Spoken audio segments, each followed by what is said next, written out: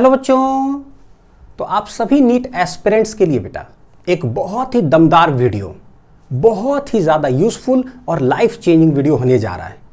क्योंकि सबसे इंपॉर्टेंट हमारे लिए एज ए नीट एस्पिरेंट ये है कि जो नीट में सवाल पूछे जाते हैं वो सारे के सारे सवाल कौन से बुक से पूछे गए, कहाँ से एनटीए सवाल पूछती है, क्या वो सारे सवाल एकदम फ्रेम्ड रहते हैं, मतलब ऐसा जगह से आता है जहाँ हमें पता ही नहीं कि कैसा आएगा, क्या एग्जाम में ही बैठ करके सारे नए सवाल पर हमें दिमाग लगाने की जरूरत है क्या नीट में, या कोई ऐसा सोर्स है जहां से पता हो कि अच्छा यहीं से सवाल अगर आते हैं तो उसी सोर्स पर अगर अपना पूरा टैलेंट, पूरा पोटेंशियल, पूरा जिंदगी के एक कीमती साल अगर मैं सही जगह से तैयारी करूं, सही जगह पर अपना एफर्ट, ताकत सब लगाऊं, तो मेरा एक अटेम्प्ट में नीट क्वालिफाई हो जाएगा। तो ये लाइफ चेंजिंग वीडियो होने जा रहा है। और मैं ऐसा इसलिए बोल रहा हूं बेटा कि इस वीडियो में तो एनालिसिस आप लोग को ये बताने जा रहा हूं कि देखो हिस्ट्री के, पूरे नीट के हिस्ट्री का जो सबसे टफेस्ट पेपर पूछा गया था फिजिक्स में, वो नीट 2025 में था। तो नीट 25 में सारे 45 क्वेश्चंस किस बुक से पूछे गए ना, वो पूरा डिटेल्ड एकदम स्क्रीनशॉट के साथ बेटा दिखाने जा रहा हूं, हूबहू लाइन बाय लाइन जो है ना कहां से पूछा गया। जब हिस्ट्री का सबसे टफेस्ट पेपर है तब का एनालिसिस है, तो जब इजी टू मॉडरेट लेवल का पेपर है तो कहाँ से आता है। जैसे नीट 2026 थर्ड में को जो अभी पेपर हुआ उसमें सारे क्वेश्चन कहाँ से आए थे, तो उसका भी जो है वीडियो मैंने आप लोग के लिए बना दिया बेटा। देखो नीट 2026 के फिजिक्स के सारे 45 क्वेश्चंस कहाँ से पूछे गए, इस वीडियो का भी लिंक डिस्क्रिप्शन में है, उसको जरूर देखना। और फिजिक्स के साथ साथ केमिस्ट्री का भी एनालिसिस मैंने आप लोग के लिए ला दिया है कि पूरे 45 क्वेश्चन जो थर्ड में नीट 2026 को पेपर हुआ उसके केमिस्ट्री के 45 क्वेश्चंस कहां से पूछे गए अर्जेंट बेसिस पर बेटा, क्योंकि पता है आप अभी रीनीट देने जा रहे हो, अर्जेंट बेसिस पर जाकर दोनों वीडियो तो जरूर देखो कि आप देखना कि केमिस्ट्री में 3 क्वेश्चन जो है ना कहां से कट कॉपी पेस्ट हुए, एग्जैक्ट वो सोर्स मैंने बताया, फिर वो पीडीएफ भी मैंने बताया, आप उसको डाउनलोड कर लेना, वीडियो को जा करके फास्ट फॉरवर्ड करके ही सही, लेकिन देखना जरूर, क्योंकि लाइफ चेंजिंग होने वाला है, एकदम बिल्कुल 180 डिग्री चेंज होने वाला है बेटा।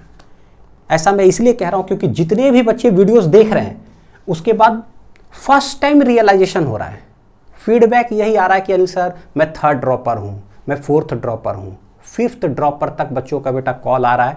और पर्सनली बात करके वीडियो जब देखते हैं एक ही चीज़, सबसे पहला लाइन यही होता है कि Anil sir thank you very much, आपने मेरी ज़िंदगी बदल दी, मुझे पता ही नहीं था कि अच्छा सवाल यहाँ से भी आते हैं क्या, फिजिक्स के अंदर एनसीईआरटी बुक पढ़ना भी होता है क्या, उसके सवाल करने भी होते हैं क्या, ये डाउट आता है बेटा कि आंसर करने भी होते हैं, ये कोई बताया ही नहीं है, किताब रखा हुआ है टेबल पर रखा हुआ रहता है, पढ़ते नहीं उसको, क्योंकि जहां हम पढ़ाई कर रहे होते हैं ना इतने सारे स्टडी मॉड्यूल है कि हम उसी में उलझे रह जाते हैं, हमें पता ही नहीं था कि अच्छा यहां से सवाल भी आता है क्या, तो पहली बार जान रहे हैं। अभी आप 25,000 बच्चे मान लो, ठीक है, ये वीडियो देखे बेटा, तो 22 लाख एस्पिरेंट में सिर्फ 25,000 बच्चों को पता चला है और दिमाग घूम जा रहा है पूरी तरह से कि अच्छा सवाल यहाँ से आते हैं, तो यार मैं 2 साल 3 साल 4 साल से कर क्या रहा हूँ, कभी ये मॉड्यूल बना रहा हूँ, कभी ये मॉड्यूल, कभी ये मॉड्यूल, कभी ये मॉड्यूल, तो कोई भी मॉड्यूल पूरा साल भर में सॉल्व होता नहीं है, क्योंकि इतने सारे एक्स्ट्रास भरे पड़े हैं कि वो एक बार सॉल्व हुआ नहीं, तो 5-6 बार हम उसको रिविज़न कर नहीं पाते हैं, नहीं रिवीजन कर पाते हैं तो वो सारी चीज़ हमारे दिमाग में याद ही नहीं रहता एग्जाम में, तो पूरा क्वेश्चन वो भी उस कम टाइम फ्रेम में मुझे सॉल्व करना होता है। क्योंकि ये नीट का एग्जाम है, जेईई एडवांस्ड है नहीं कि वहाँ पर 16 क्वेश्चन ही आएगा, 18 क्वेश्चन ही रहेगा, और वो भी 1 घंटा में आपको 5 क्वेश्चन या 6 क्वेश्चन बनाना है। अगर आपने सही बना दिया तो सिलेक्शन हो जाएगा। यहाँ वैसा नहीं है कि 45 क्वेश्चन उसमें 6 क्वेश्चन बना दे कोई तो सिलेक्शन हो जाएगा, या 10 बना दे सिलेक्शन हो जाएगा। यहाँ तो है क्या कि कितना मैक्सिमम से मैक्सिमम क्वेश्चन बनाना है, यानी कि स्पीड, रफ्तार में वहां पर क्वेश्चन बनाना होता है, धीरे धीरे आप नहीं सॉल्व कर सकते हो बेटा। यहां तक कि छोटा सा कैलकुलेशन में अगर आपने समय लगा दिया, धीरे सिर्फ आप कैलकुलेट किया, आपका सिलेक्शन नहीं होगा, ये कड़वा सच है। सॉल्व तो करना ही है, लेकिन फास्ट कौन करेगा उसका सिलेक्शन होने जा रहा है नीट में। धीरे करेंगे तो पता चला कि ठीक है मेरे को सवाल आता है, फॉर्मूला आता है, सब कुछ आता है, बस हमने थोड़ा धीरे सॉल्व किया, मुझे ड्रॉप लेना पड़ जाएगा। ये नीट है और जेईई एडवांस्ड अलग होता है, तो अलग अलग एग्जाम्स के बेटा अलग अलग क्राइटेरिया है, उसके अकॉर्डिंगली हमें तैयारी करना बहुत जरूरी है। आज आप सभी बच्चे देखो है ना, अभी रीनीट देने जा रहे हो बेटा, तो रीनीट के लिए जो है ना एक बहुत ही इंपॉर्टेंट चीज देखो बता रहा हूं, बहुत ही इंपॉर्टेंट चीज। कितने बच्चे का तो बेटा सिलेक्शन रुक गया इस चीज के वजह से। आप थर्ड में को पेपर दिए हो तो आप तो एक एक्सपीरियंस आपके पास है कि आपने देखा होगा कि बायो आपने सॉल्व किया, केमिस्ट्री सॉल्व किया, केमिस्ट्री में फिजिकल केमिस्ट्री में जब कैलकुलेट कर रहे थे, कैलकुलेशन में बेटा आपका समय थोड़ा चला गया। उसके बाद फिजिक्स सॉल्व करने आए, फिजिक्स में भी कैलकुलेशंस है। तो क्योंकि ऐसा मैं इसलिए कह रहा हूँ, रियलिटी में इसलिए ऐसा कह रहा हूँ बेटा क्योंकि मैक्सिमम बच्चों से बात जो हुई है, जो उन्होंने बताया वो मैं आपसे शेयर कर रहा हूँ कि सर केमिस्ट्री में कैलकुलेशन की वजह से थोड़ा टाइम लगा, फिजिक्स में आया उसमें भी कैलकुलेशंस है, तो 6-7 क्वेश्चन मेरे छूट गए। मतलब और भी अगर 10-15 मिनट अगर मुझे मिल जाता तो मैं 6-7 क्वेश्चन और सॉल्व कर लेता। लेकिन यही नीट का खासियत है बेटा, किसी को 10-15 मिनट एक्स्ट्रा मिल ही नहीं सकता है। आपको उसी टाइम फ्रेम के अंदर फास्ट कैलकुलेट करना पड़ेगा। जो भी चीज़ सॉल्व कर रहे हो आपको फास्ट करना पड़ेगा। तो कैलकुलेशंस के वजह से जिन भी बच्चों को बेटा दिक्कत होती है, कितनी भी कॉम्प्लेक्स कैलकुलेशन आ जाए, चाहे फिजिक्स या फिजिकल केमिस्ट्री में, अगर 5 सेकंड से ज़्यादा आपका लगता है तो बेटा आपके लिए जो है मैं एक सॉल्यूशन बना के रखा हूं कि 5 सेकंड के अंदर कितनी भी कॉम्प्लेक्स कैलकुलेशन आ जाए, आप 5 सेकंड के अंदर उसको कैलकुलेट कर लोगे और 4 ऑप्शन में से सही ऑप्शन टिक कर दोगे। तो वो चीज़ है कैलकुलेशन ट्रिक्स। तो नीट फिजिक्स और फिजिकल केमिस्ट्री में जो कैलकुलेशंस आते हैं ना, तो उसके लिए जो है कैसे फास्ट हम कैलकुलेट कर सकते हैं, मैं आप लोग को अभी दिखाता भी हूँ किस टाइप के क्वेश्चंस है। ये 599 का कोर्स था बेटा, इसको मैंने 99 ही कर दिया है सारे रीनीट एस्पिरेंट्स के लिए, ताकि अर्जेंसी बेसिस पर जा करके बेटा इसको एक्सेस करके और तुरंत एक दिन के अंदर ही दन दन दन दन सब सीख लो और जितने भी क्वेश्चंस प्रैक्टिस करो, जितने भी न्यूमेरिकल्स कैलकुलेशन उसी तरीके से करो, एकदम डन डन डन। किस टाइप का कैलकुलेशन है देखो, अब जैसे मॉडर्न फिजिक्स का ही सवाल देखो, तो हम लोग बोलते हैं ना कि चलो मॉडर्न फिजिक्स क्या है भाई, बहुत आसान है, बहुत हाई स्कोरिंग होता है। लेकिन किसके लिए हाई स्कोरिंग है? अब मॉडर्न फिजिक्स से कोई सवाल पूछा गया, ठीक हमें फॉर्मूला पता है, लेकिन यार जब उसमें हम वैल्यू सब्स्टिट्यूट करते हैं तो इतना कॉम्प्लेक्स ये आ जाता है। देखो है ना, डेसिमल में ऐसे रूट के अंदर ये डेसिमल है, हम इसको कैलकुलेट करने में ही समय लगा दिए। अब इसमें लग गया मेरा 1 मिनट, किसी का 50 सेकंड लग गया सही आंसर टिक करने में, तो ऐसे ही हम सिलेक्शन से बाहर हो गए।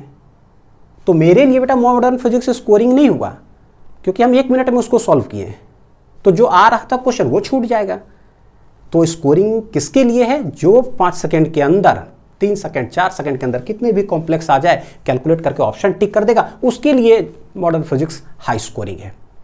बहुत बारीकी सा लाइन इसको समझना पड़ेगा। देखो अब जैसे कोई भी चैप्टर ले लो फिजिक्स का या फिजिकल केमिस्ट्री में ही देख लो, है ना, कोई भी चैप्टर देखो, ये पीवाईक्यूज का ही मैंने लगाया है। नीट के पीवाईक्यूज में जो सवाल पूछा गया बेटा ये एसी चैप्टर का है। अब इतना बड़ा कैलकुलेशन आपको सटीक टिक करना है, देखो क्या 3 सेकंड 4 सेकंड 5 सेकंड में सॉल्व होता है क्या? फिर देखो इस तरह से जो सवाल आते हैं, तो ये सारे चीज मैंने ना आप लोग को सॉल्व करके दिखाया है बेटा कि कैसे ये सारे कॉम्प्लेक्स कैलकुलेशन आप 5 सेकंड में सॉल्व करके आंसर टिक कर सकते हो।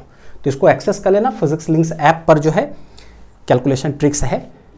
तो ये कैलकुलेशन ट्रिक का भी जो ना वीडियो बेटा पूरा डिटेल्ड वीडियो है, उसको आप देख लेना, फास्ट फॉरवर्ड करके ही सही, और सीधा इंप्लीमेंट करना चालू करो। क्योंकि देखो बेटा क्या होता है ना, अफसोस तो लगता है कि पता है कि मेरे पास नॉलेज है, हम कर सकते थे, लेकिन बस उस टाइम फ्रेम के अंदर मैं नहीं सॉल्व कर पाया, जिसके वजह से मेरा सिलेक्शन रुक जाता है, फिर मुझे ड्रॉप लेना पड़ता है। अब देखो एक और बारीकी सा सवाल पूछता हूँ बेटा, फिर शुरू करता हूँ बताना इसको, क्वेश्चंस को, बहुत इंपॉर्टेंट है आपके लिए, और इसको रियलाइज करना समझना उससे भी ज़्यादा जरूरी है।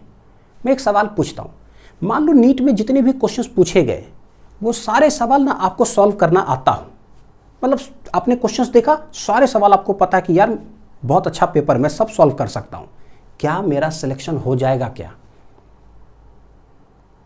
आप आंसर का जवाब दे सकते हो बेटा, वीडियो रोक करके जरा कमेंट करके बताना कि इसका जवाब आपका क्या है, हाँ या ना। पता है बेटा, नीट सिर्फ ये नहीं देखता कि सारे सवाल आपको सॉल्व करने आ रहा हो आपका सिलेक्शन हो जाएगा, कोई गारंटी नहीं है, हो भी सकता है नहीं भी हो सकता है। नीट ये चेक करता है कि उस टाइम फ्रेम के अंदर आपको सॉल्व करना आ रहा है क्या, तब आपका सिलेक्शन होगा और श्योर शॉट सिलेक्शन होगा। तो ऐसा नहीं है कि बस मेरे को सवाल आ रहा होगा तो मेरा सिलेक्शन हो जाएगा, नहीं बेटा, कोई गारंटी नहीं। यही नीट है, यही समझना बहुत जरूरी है कि व्हाट इज नीट। नीट यही है जो लाइन मैंने अभी बताया बेटा, नीट का डेफिनेशन ही यही है। इसको जो समझ गया बढ़िया से, वो सही डायरेक्शन में तैयारी करेगा, एक अटेम्प्ट में फोड़ेगा नीट को। एक अटेम्प्ट में, क्योंकि इसी में आता है, जैसे कैलकुलेशन ट्रिक हो गया, इसी में आता है कि कोई सवाल आप सॉल्व कर रहे हो, लेट कोई चैप्टर का नाम बोलता हूं, मान लो Newton's law of motion, friction, rotation, SHM, कोई भी चैप्टर जिसमें पता है, मान लो कि फ्री बॉडी डायग्राम से ठीक है हम कोई सवाल को सॉल्व कर रहे हैं, 10 लाइन में सवाल सॉल्व हुआ। यहाँ तक यूनिट्स मेजरमेंट जैसे चैप्टर में भी कुछ ऐसे क्वेश्चन है बेटा जो 12 लाइन में सॉल्व हो रहे हैं, 15, 16, 17 लाइन में सॉल्व हो रहे हैं, पीवाईक्यूज के अंदर ही क्वेश्चन प्रेजेंट है। लेकिन क्या उस क्वेश्चन को आपको 1 लाइन में बनाना आ रहा है क्या, 2 लाइन में बनाना आ रहा है क्या, शॉर्ट ट्रिक्स आपको पते हैं क्या कि कैसे यार 10-12 लाइन का सवाल जो है हम 1 लाइन में सॉल्व कर देंगे? अगर ये आते हैं, इस पर आपका प्रैक्टिस है, तब आप जो है सारे क्वेश्चंस को कम टाइम में सॉल्व कर सकोगे। नहीं तो बस आपको एक ही डिटेल मेथड जैसे हम बोर्ड लेवल पे पढ़ते बेटा, वही बस आपको पता है कि हाँ यार कैसे बनता है, ठीक है मेरे को पता है, आप सॉल्व करोगे, समय ज़्यादा लग जाएगा, सवाल आपसे छूट जाएंगे बेटा और हम सिलेक्शन से रह जाएंगे। जो ये समझ गया वो अभी से ही सही डायरेक्शन में तैयारी करना शुरू कर देगा। तो आप रियलाइज करो इस चीज़ को, ठीक है, और अपना प्रिपरेशन जो है उसके अकॉर्डिंगली करो। चलो देखते हैं हम लोग यहाँ, तो नीट 2025 का पूरा कंप्लीट फिजिक्स पेपर एनालिसिस हम लोग देखते हैं, ठीक। तो ये जो कोड है, ये कोड है 45, कोड 45 है, ठीक। अब पहला ही क्वेश्चन देखोगे जो फ्लूइड चैप्टर से पूछा गया बेटा, ये बहुत ही टफ क्वेश्चन, क्योंकि पता है हिस्ट्री का टफेस्ट पेपर है, तो 1-2 क्वेश्चन तो ऐसा उठाया गया जो कि थोड़ा सा बहुत टफ था, 2 ही क्वेश्चन, लेकिन बोल सकते हो कि एक्सट्रीम लेवल का टफ था।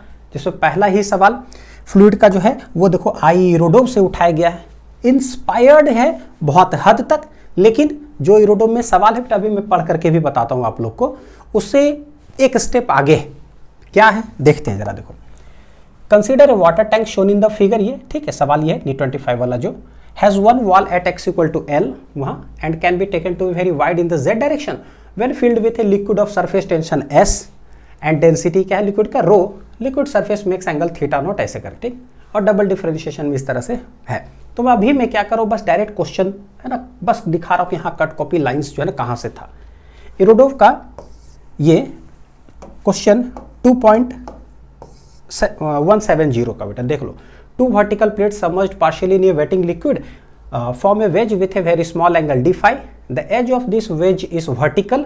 यहाँ देखना जरा, the density of the liquid is rho, surface tension is alpha. Surface tension इतना, डेंसिटी क्या है ये, लिक्विड मेक्स एन एंगल इतना, आगे देख लो जरा, the contact angle is theta. यहाँ पर पूछा था कि find the height h to which the liquid rises as a function of the distance x from the edge. कितना हाइट तक लिक्विड राइज करे as a function of x पूछा हुआ है, जो भी है, लेकिन इससे एक स्टेप आगे है ये कि डबल डिफरेंशिएशन का भी जो है यूज किया। तो नो डाउट ये एक्सट्रीम लेवल का क्वेश्चन था, अगर इसे हम छोड़ भी देते तो कोई फर्क नहीं पड़ता है, क्योंकि पता है जब पेपर एक्सट्रीम लेवल का टफ आए, अगर बेटा मान लो 1-2 सवाल आप छोड़ देते हो, 3 सवाल, आपको कोई फर्क नहीं पड़ता है। आप 41 क्वेश्चन, 42 क्वेश्चन या 40 क्वेश्चन ही हम सही बनाने की कोशिश करेंगे, हमारा सिलेक्शन हो जाएगा। तो दिमाग हमें यहां रखना है, लेकिन अपना जो प्रिपरेशन लेवल है उसको कभी भी नीचे करके नहीं पढ़ाई करना है, क्योंकि नीट बिल्कुल अनसर्टेन हो चुका है। जैसे 24 के पहले देखोगे कि 22, 23, 24 ठीक है, हमेशा इजी टू मॉडरेट लेवल आ रहे थे, लेकिन बहुत टफ, फिर 26 में इजी टू मॉडरेट। तो कोई गारंटी लेकर नहीं कह सकता बेटा कि हाँ रीनीट होने जा रहा है या 27 में होगा या 28 में किस तरह का पेपर होगा, आपको तैयार रहना पड़ेगा, क्योंकि सडनली अगर बहुत टफ आ गया तब क्या करेंगे। अच्छा इजी टू मॉडरेट आ जाए तो क्या करेंगे। तो हमें अपना पढ़ाई बिल्कुल बेसिक से लेकर के हाई लेवल तक ही पढ़कर जाना होगा, सच दैट कि तुम किसी भी लेवल का क्वेश्चन पूछो तो मैं सॉल्व कर दूंगा उस टाइम फ्रेम में, ये सबसे ज्यादा जरूरी है, ठीक है। ये तो क्वेश्चन ये 1 यहां हो गया।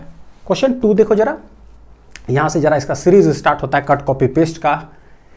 A microscope has an objective of, देखो क्या है ना, रे ऑप्टिक्स का सवाल बेटा, क्या पूछा है देखो जरा, कि एक माइक्रोस्कोप का ना ऑब्जेक्टिव का फोकल लेंथ दे दिया कितना 2 सेंटीमीटर, आईपीस का फोकल लेंथ दे दिया है, ट्यूब लेंथ हमें दे दिया, और distance of distinct vision 25 centimetre दे करके मैग्निफिकेशन पूछता है कि क्या होगा। ये सवाल देखो जेईई मेंस 7 जनवरी 2020 को कि मैग्निफिकेशन गिवन है, यहाँ पर ट्यूब लेंथ दे दिया, ऑब्जेक्टिव का फोकल लेंथ, ये आईपीस का फोकल लेंथ पूछ रहा है कि क्या होगा। यानी कि सेम फॉर्मूला, यहाँ पर ये सारे पैरामीटर दे करके मैग्निफिकेशन पूछा, यहाँ मैग्निफिकेशन दे दिया, उसमें से आईपीस का फोकल लेंथ पूछ रहा है कि क्या होगा। यानी कि बिल्कुल सेम, कट कॉपी पेस्ट कह सकते हो, हूबहू। सेम फॉर्मूला सब कुछ। फिर 4 सितंबर 2020 को देखो, एक तो जेईई अपने आप में इतना रिपीट करता है, इतना रिपीट करता है बेटा कि जैसे लेक्चर्स में भी जब पढ़ रहे होंगे ना, कोई क्वेश्चन यहाँ पर सॉल्व करेंगे तो उसके नीचे सारे ईयर्स में लिखता हूँ कि ये देखो जेईई 2020 में, 2024 में, 2023 में, नीट में, ऐसे करके, ताकि आपको पता चले यार ये सवाल कितना इंपॉर्टेंट है, कितनी बार ये कॉन्सेप्ट ऐसे पूछ चुका है। तो लेक्चर्स देखते देखते देखते ना आपको पता भी चलते चला जाएगा, खुद ब खुद पता चलेगा ये सारे क्वेश्चन बहुत इंपॉर्टेंट है, इसको बहुत बार प्रैक्टिस करने की जरूरत है, क्योंकि बहुत बार रिपीट हो रहा है। क्योंकि आप देखो ना, आप यहां से ना एक चीज नहीं सीखोगे बेटा, मल्टीपल चीज सीखने जा रहे हो। Same formula, same type of question अगर बहुत बार आ रहा है जेईई में, 3 बार 4 बार आ रहा है, तो पता है कि नीट में वो छप जाएगा।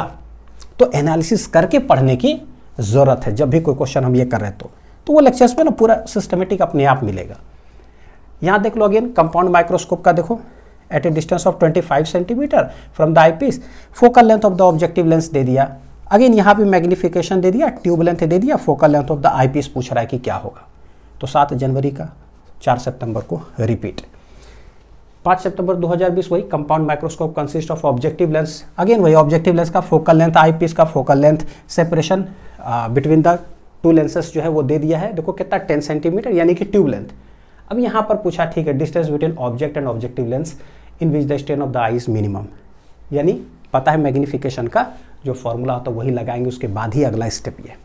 सेम फॉर्मूला पर आपको इतना बार प्रैक्टिस कराएगा कि जब यहाँ आए तो छाप दो। जेईई 2021 में भी वही क्वेश्चन, जेईई 2021 में फिर से सेम वही है। देखो ना, an object viewed at a near point 25 centimetre दे दिया, यहाँ मैग्निफिकेशन देखो दे दिया है, सेम चीज आगे पूरा पढ़ोगे ना। ये पीडीएफ आप एक्सेस कर सकते हो बेटा, मैं बता दूंगा लास्ट में है ना कि कैसे ये देखोगे PDF. Eyepiece along with the given lens, tube length देखो दे दिया है, focal length of the eyepiece पूछ रहा है कि क्या होगा, सेम। अब इस क्वेश्चन को लेकर एक बहुत ही इंपॉर्टेंट चीज बताता हूँ, बहुत ही इंपॉर्टेंट चीज। मैं जानता हूँ बहुत सारे बच्चे जो है जो जेईई मेंस के प्रिपरेशन कर रहे हैं बेटा, वो वीडियो अगर आप देख रहे हो तो आपके लिए भी एक लर्निंग। हालांकि जेईई के चैनल पर जो है वो जेईई मेंस में क्वेश्चंस जो है ना कहाँ से कट कॉपी पेस्ट होता है सारे क्वेश्चन, उसका अलग एनालिसिस वहाँ पर ला रहा हूँ ताकि आपको पता चले। लेकिन अगर आप ये वीडियो देख रहे हो तो आपके लिए देखो कितना भयानक लर्निंग है। यही क्वेश्चन नीट 2025 में पूछा ना, देखना जरा,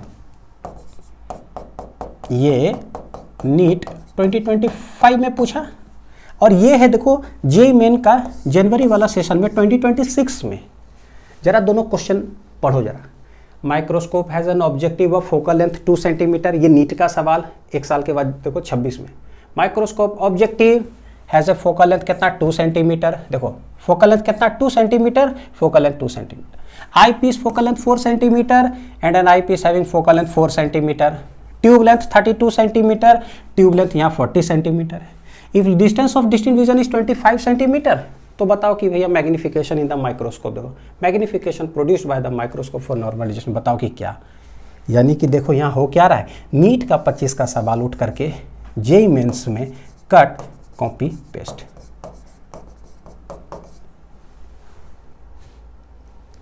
तो ऐसा नहीं कि ये सिर्फ एक ही सवाल है, पूरे चैप्टर्स पढ़ोगे तो अच्छा से रियलाइज होगा कि दुनिया पूरी तरह से गोल है, इधर का पूरा इधर, इधर का पूरा इधर होता है। यानी दोनों बना के गए तो सीधा छाप करके हम सवाल आएंगे, जेईई मेंस में भी छापेंगे और नीट में भी। ये है एनालिसिस। नेक्स्ट देखो जरा, ये क्वेश्चन नंबर 3 की बात करते हैं। देखना, मूविंग चार्ज एंड मैग्नेटिज्म में पूछा गया, कितनी बार देखो रिपीटेड है वो देख लो कि इलेक्ट्रॉन मास दे दिया, चार्ज दे दिया, मूविंग विथ स्पीड, ये ठीक है, is injected into a magnetic field B of magnitude इतना perpendicular to its direction of motion, ठीक है। वहीं पर बेटा क्या है, यूनिफॉर्म इलेक्ट्रिक फील्ड भी अप्लाई कर दिया गया, कंडीशन की सो दैट द इलेक्ट्रॉन जो है does not deflect from its path. यानी कि इलेक्ट्रिक फील्ड भी है, मैग्नेटिक फील्ड भी है, उसमें इलेक्ट्रॉन कुछ भी वेलोसिटी से एंटर करता है और वो कांस्टेंट वेलोसिटी से चलते रहे, यानी कि डिफ्लेक्ट किधर भी ना करे। कॉन्सेप्ट हो गया। आ जाओ इधर देखो, नीट में 94 में, 96 में, 2001 में, 2010 में वही चीज। शुरुआत करते बेटा, देखो यहाँ 94 से पढ़ते जाना। इलेक्ट्रॉन एंटर से रीजन, मैग्नेटिक फील्ड भी है, इलेक्ट्रिक फील्ड भी है, म्यूचुअली क्या है, परपेंडिकुलर। थियोरेटिकल बताओ कि क्या है ना, it will move in the direction, किधर किधर क्या है इसना, यहाँ पर भी देखो इस परपेंडिकुलर टू बी होगा, is perpendicular to B again magnitude ऐसे करके। ठीक, 1996 में a beam of electron moving with a constant velocity इतना, परपेंडिकुलर इलेक्ट्रिक मैग्नेटिक फील्ड्स है, दोनों का स्ट्रेंथ दे दिया, the velocity of the electron और गिवन है कि at right angles to the direction of क्या है, मोशन। ये 2001 में आ जाओ, in a certain region of space electric वही magnetic field perpendicular to each other, electron enter करता है इतना एंड मूव्स क्या, अनडिफ्लेक्टेड, है ना, क्या है, डू नॉट डिफ्लेक्ट, ठीक है, अनडिफ्लेक्टेड। तो वेलोसिटी ऑफ इलेक्ट्रॉन क्या होगा, यहां भी देख लो, वही ये पार्टिकल ऑफ मास इतना कैरीज ए चार्ज इतना, देख लो ना, इलेक्ट्रॉन का मास चार्ज है मूविंग विथ स्पीड, यहां पर भी दे दिया पार्टिकल गिवन है हॉरिजॉन्टल वेलोसिटी इतना, in the presence of electric field magnetic field, same line बेटा, to keep the particle moving in a horizontal direction, चलते रहे उधर ही, तो क्या, देख लो जरा, बी शुड बी परपेंडिकुलर ऐसे ना, ये शुड भी देख लो, बी शुड बी परपेंडिकुलर इतना। मैं अभी बस ये दिखा रहा हूं कि कैसे जो ना हूबहू सवाल का कॉन्सेप्ट हो चाहे लाइन्स हो कैसे मैच करता है। कॉन्सेप्ट तो पता है, ठीक है, हम लेक्चर्स में इतना देखें। क्या सिर्फ इतना ही बार नीट में ही था इस टाइप के सवाल, क्या 1 2 3 4 4 बार ही है क्या, नहीं, और भी है बेटा, ये जेईई मेंस में भी है, 17 में, 20 में और 22 में। ये देखो 17 और 20 में तो यहीं पर कि इलेक्ट्रॉन इतना मूव्स विद वेलोसिटी ऑफ इतना, it enters uniform electric field, ठीक है, magnitude and direction of the magnetic field क्या होगा, electron keeps moving along the X direction, उधर ही चलते रहे, डज नॉट डिफ्लेक्ट।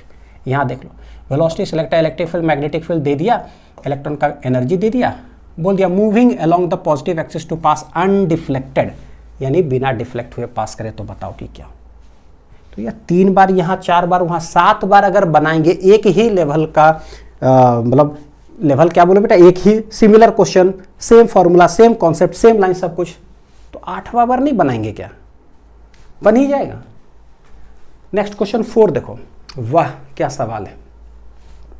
यहां से बहुत कुछ आपके मन में जो इतने सारे डाउट्स चलते हैं ना, उसका एक डाउट यहां पर क्लियर हो जाएगा कि मुझे अगर नीट के पीवाईक्यू सॉल्व करने चाहिए तो कितने ईयर्स के सॉल्व करने चाहिए बेटा। आ जाओ, नीट 2025 कि देयर आर 2 इंक्लाइंड सर्फेसेस, ठीक है, सेम एंगल ऑफ इंक्लिनेशन कितना दे दिया, 45 डिग्री, देखना कितना angle of inclination, 45 degree, one of them is rough and the other is perfectly smooth, a given body takes 2 times, यहां देखो जरा कितना times, 2 times as much time to slide down on a rough surface than on the smooth surface. Coefficient of kinetic friction बताओ कि क्या, ठीक है। NEET बेटा 1988, जो 38 ईयर्स 39 ईयर्स का पीवाईक्यू बुक लेते हैं, शुरुआत 1988 से ही होता है।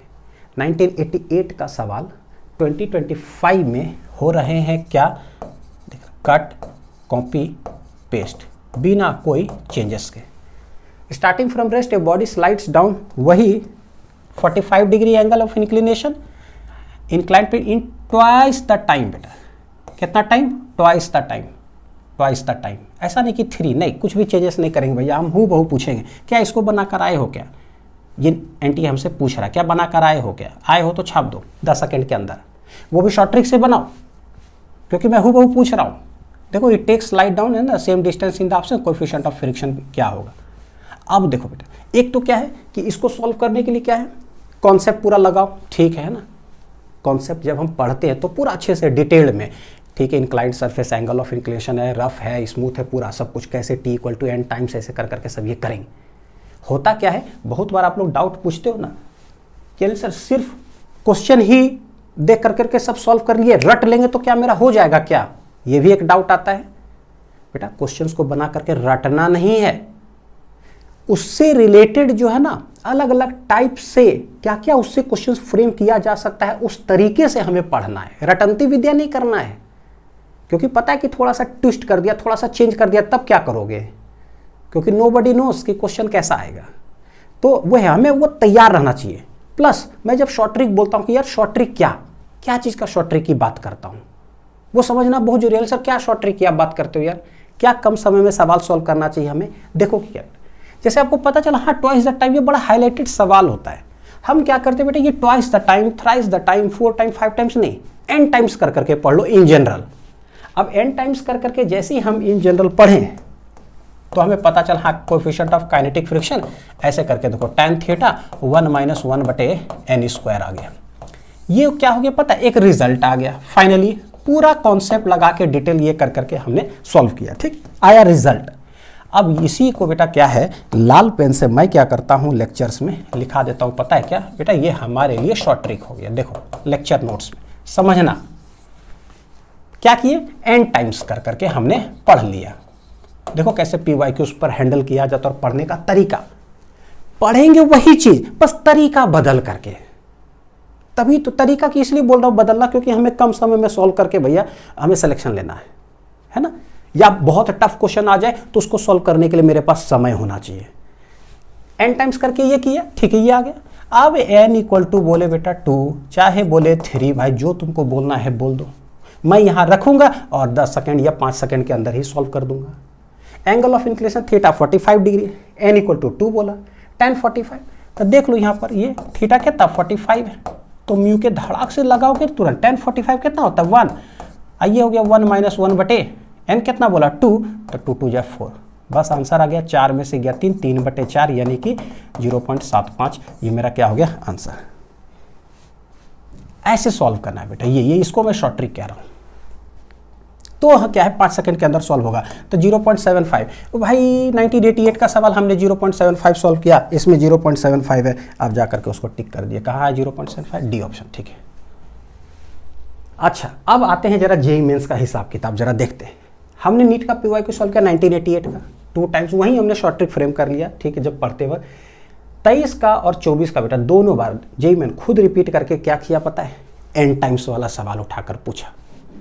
सेम देखो जरा, ये 23 की बात करते हैं, एंगल ऑफ इंक्लिनेशन वही 45 डिग्री दे दिया, इज टाइम कितना लेता है n टाइम्स ये टेक्स, तो n टाइम्स tan 45 है, tan 45 1 हो गया, 1 माइनस 1 बटे n स्क्वायर, तो बस 1 माइनस 1 बटे n स्क्वायर करके टिक कर दो। सिंस 23 तुमने किया तो जेईई मेंस का 24 भी हम क्वालिफाई कर जाएंगे भाई, क्योंकि फिर से वो पूछ रहा है क्या, वही 45 डिग्री है, n टाइम्स ही हम लेंगे। तो ये अपने आप में भी पूछता है कि पीछे से पढ़ कर आए हो क्या, हाँ पढ़कर आए, ठीक है। तो 23 पढ़ के आए तो 24 तुम सॉल्व कर लो, तो वो 1 माइनस 1 बटे n स्क्वायर वही 45 डिग्री। देखो कि है ना, मतलब ये लर्निंग है। अच्छा एक चीज बेटा, जो भी बच्चे नीट 27 की तैयारी कर रहे हैं या नीट 2028 के लिए बेटा, जिस तरीके से सवाल पूछा जा रहा है, जिस लेवल से पूछा जा रहा है, बिल्कुल बेसिक से लेकर हाई लेवल तक, ये कंप्लीट फिजिक्स जो है ना हम लोग पढ़ रहे हैं। तो नीट 27 के लिए बेटा ड्रॉपर बैच ऑलरेडी स्टार्ट हो चुका है। तो जो भी बच्चे फिजिक्स देखो बेटा पढ़ना चाहेंगे टू दी पॉइंट, हमने कि ये मॉड्यूल पढ़ रहे हैं एक साल, फिर दूसरा साल ये मॉड्यूल पढ़े, तीसरा साल ये मॉड्यूल पढ़ रहे, तो 4 साल के बाद रियलाइज करेंगे बेटा कि अरे यार हमें क्या पढ़ना चाहिए था। नहीं, अब आपके पास समय नहीं है, एक अटेम्प्ट में बेटा हमें सिलेक्शन लेना है, क्योंकि हमारा फैमिली उतना है ना रिच फैमिली नहीं है कि हाँ ठीक है करोड़ों रुपया है कोई बात नहीं निकला तो ठीक है हम प्राइवेट कॉलेज में जाके एडमिशन ले लेंगे, या कोई बात नहीं इस बार नहीं निकला तो चलो 1 लाख इस बार इंस्टीट्यूट में दिए, नहीं निकला कोई बात है, अगला बार 1.5 लाख वहाँ दे देंगे। अच्छा इसमें नहीं निकलेगा तो अगला बार 1.5 लाख वहाँ दे देंगे। भाई उतना पैसा हमारे पास नहीं, हमारा फैमिली सक्षम नहीं है बेटा। एट एफोर्डेबल कॉस्ट उस प्रीमियम लेवल का कंटेंट बेटा एक बार पढ़ो और डायरेक्ट जाओ एग्जाम में और फोड़ कर आओ, कम समय में सॉल्व करके आओ, वो टारगेट है।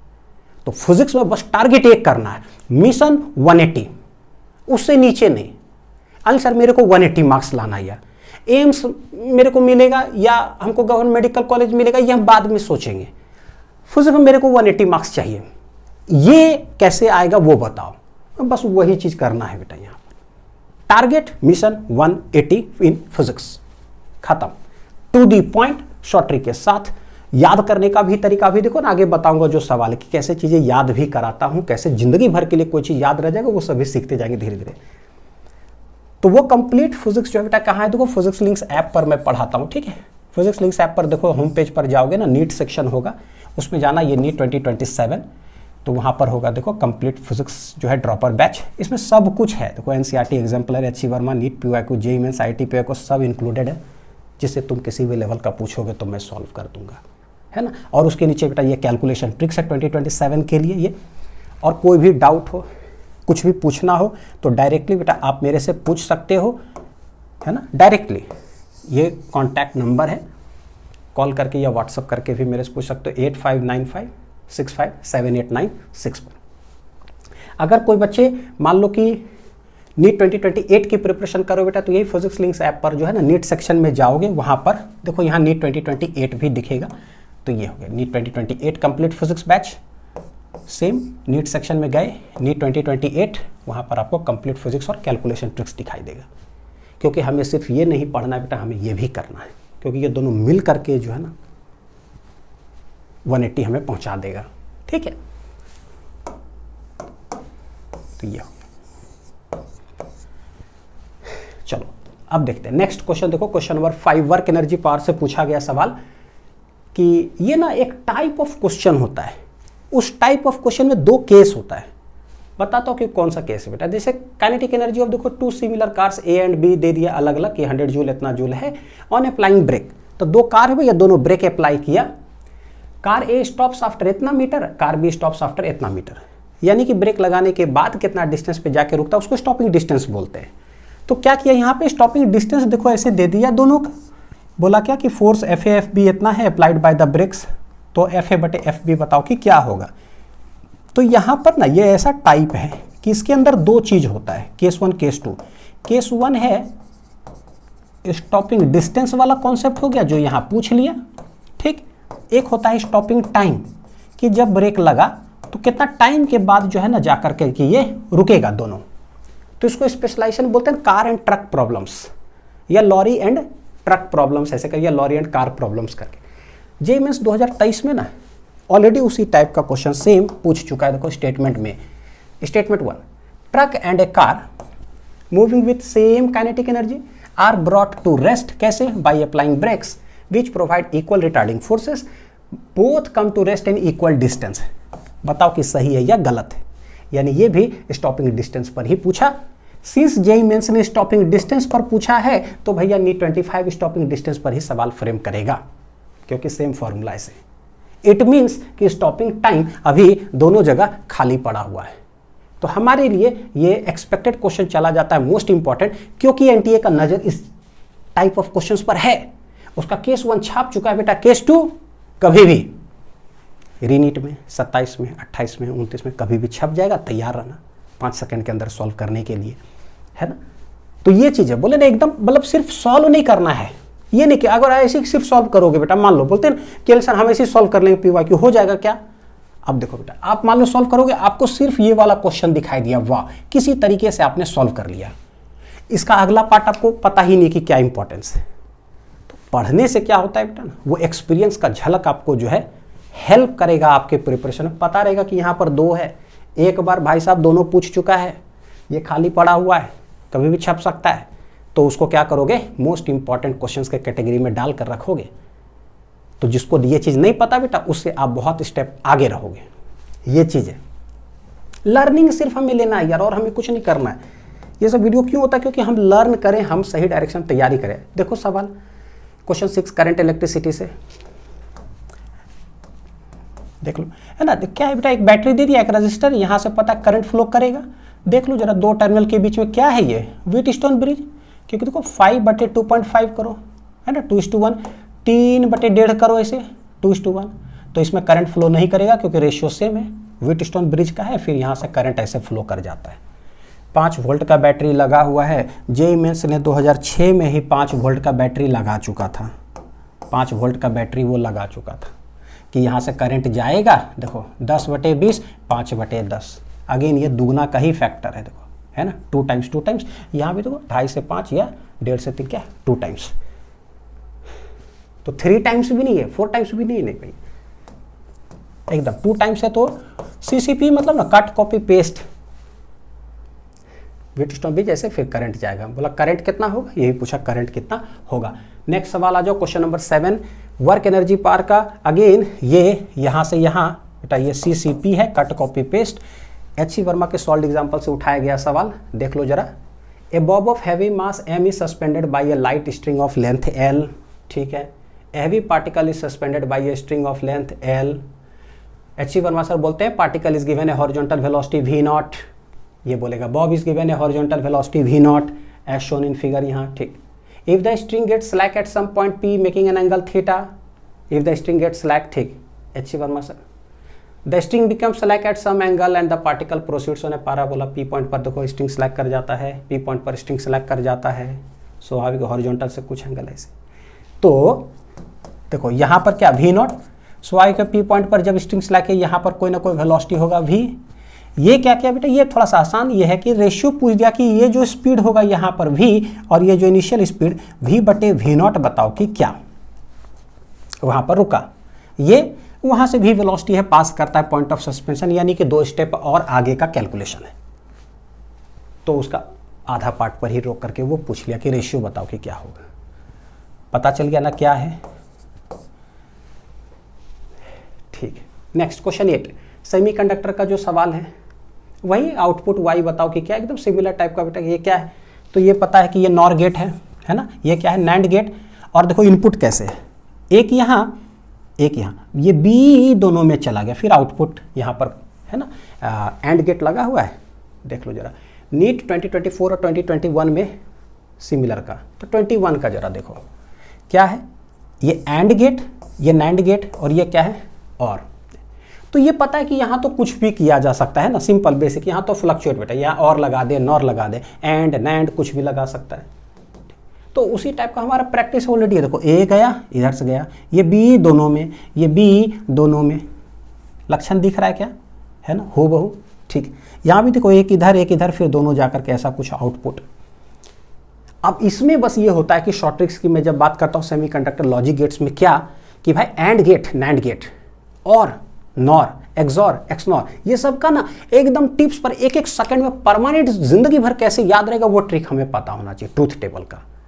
तो हिंदी कोडिंग करता हूँ बेटा, और मतलब दोनों जीरो तो जीरो, एंड दोनों वन तो वन, तो अपने आप उसका उल्टा नॉर और नैंड करेंगे तो पता चलेगा दोनों जीरो तो जीरो ना होकर के वन, दोनों वन तो जीरो ना होकर करके। मतलब ये हिंदी कोडिंग अगर हमें पता होगा तो बार बार ना आपको रिवीजन भी नहीं करना पड़ेगा कॉपी खोल करके, क्योंकि पता है जो आप झेल रहे हो मैं भी वैसे ही झेला हूँ किसी ज़माने में, कि भाई लिखा दिया गया सब फॉर्मूला, ये ट्रूथ टेबल है, ये सिंबल है, सब ठीक है बहुत अच्छा, जब पढ़ा रहे हैं टीचर तो हर एक चीज़ बहुत अच्छा से समझ में आया, लेकिन वो सब कहाँ चला गया पता है, कॉपी में।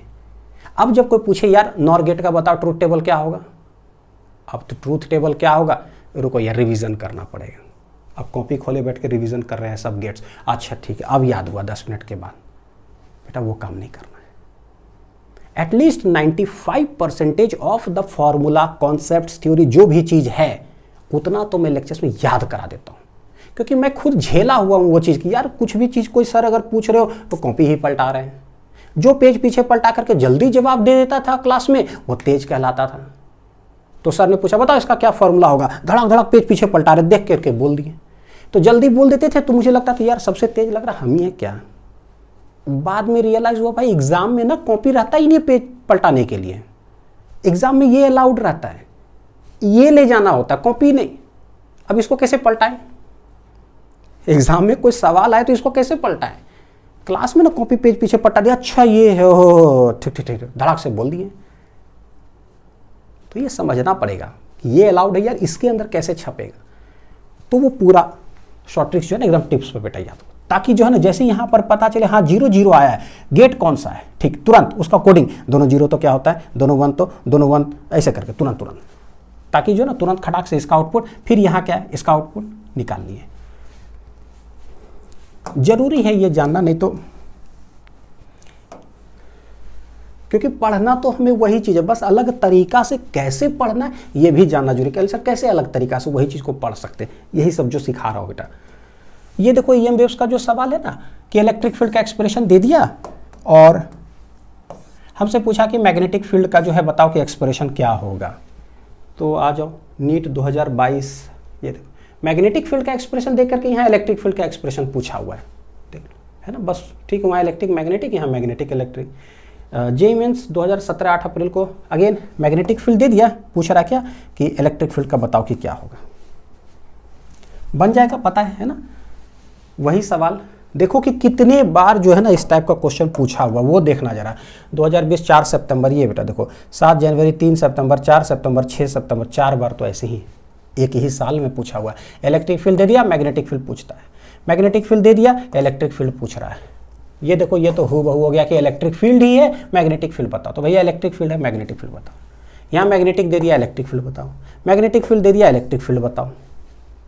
तो भाई 1 2 3 4 5 6 बार अगर हम बनाएंगे तो 7वां बार बन ही जाएगा वो क्वेश्चन, क्योंकि ये सिर्फ 7 बार 6 बार, इधर कितना बार हम बना रहे हैं, 5-6 बार टू दी पॉइंट पढ़ाई करने जा रहे हैं, समझ करके, शॉर्ट ट्रिक सब कुछ सीख करके, याद करके, सब कुछ 5 बार बनाएंगे, ताकि जब तुम आओगे ना तो मैं देखूंगा तेरे को कि तुम 10 सेकंड में बन रहे हो क्या।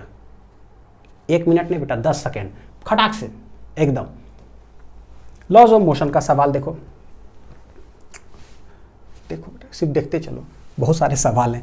ए बॉल ऑफ मास इतना kg dropped from a height of 40 metre, ठीक है, 40 मीटर से बॉल को ड्रॉप किया गया। Ball hits the ground and rises to a height कितना, 10 मीटर, 40 मीटर से ड्रॉप के टकरा के थोड़ा कम हाइट तक उठा। Impulse imparted to the ball during its collision with the ground.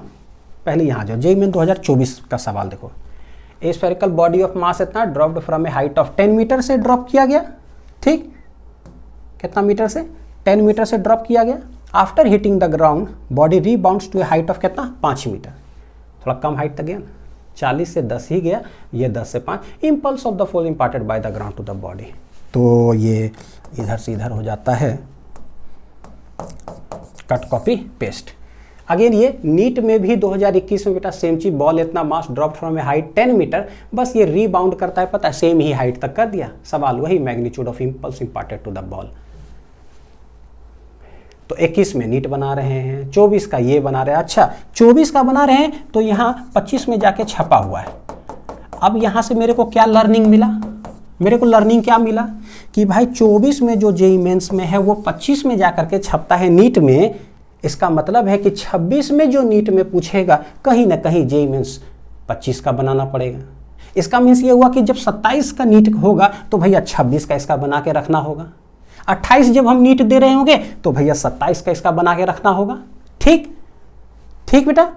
अब ये 25 का एनालिसिस है, जरा 26 वाला वीडियो देखना जरा। उसमें नीट 26 का जो थर्ड में को पेपर हुआ 7-8 क्वेश्चन जेईई मेंस जो है ना वो 25 वाला उठा करके पूछा हुआ है। तो यही चीज बोले ना, एक लर्निंग अगर यहां से लिए तो नेक्स्ट एग्जाम में आपको बेनिफिट करेगा। जितनी बातें बोलता हूं वो सारी बातें कितना खतरनाक इंपॉर्टेंट है। 24 का 25 में छपा तो 25 का 7 क्वेश्चन 8 क्वेश्चन उठ करके 26 में नीट में कट कॉपी पेस्ट हो गया। ये देखो क्या दिया, 2 एंड दे दिया टर्मिनल्स, ठीक है, एक इंडक्टर, बैटरी और क्या है रजिस्टर। हमसे पूछा potential difference VA minus VB क्या होगा, ठीक है ऐसा। At instant when current I equal to 2 ampere दे दिया कि करंट I, क्योंकि पता है किसी भी इंस्टेंट पर ये होगा तो इसमें जो EMF इंड्यूस्ड होता है LDI/dt, सटीक बोलो तो माइनस LDI/dt। तो DI/dt वो इंक्रीजिंग रेट भी हो सकता है, डिक्रीजिंग भी। यहाँ पर इंक्रीजिंग रेट दे दिया, देखना अपना। जेईई मेन 2020 में वही P एंड Q एंड, पहले इंडक्टर, बैटरी और रजिस्टर। जेईई मैंने 2020 में ना लेफ्ट साइड में इंडक्टर लगाया, तो भाई साहब ये इंडक्टर ही लगाएंगे। बीच में बैटरी है, अच्छा तो बीच में ही बैटरी रहेगा। राइट साइड में रजिस्टर है, ठीक है तो राइट साइड में ही। अच्छा रेजिस्टेंस 2 ओम है जेईई मेंस में, अच्छा तो हम भी ये काम करते 2 ही ओम रखते हैं।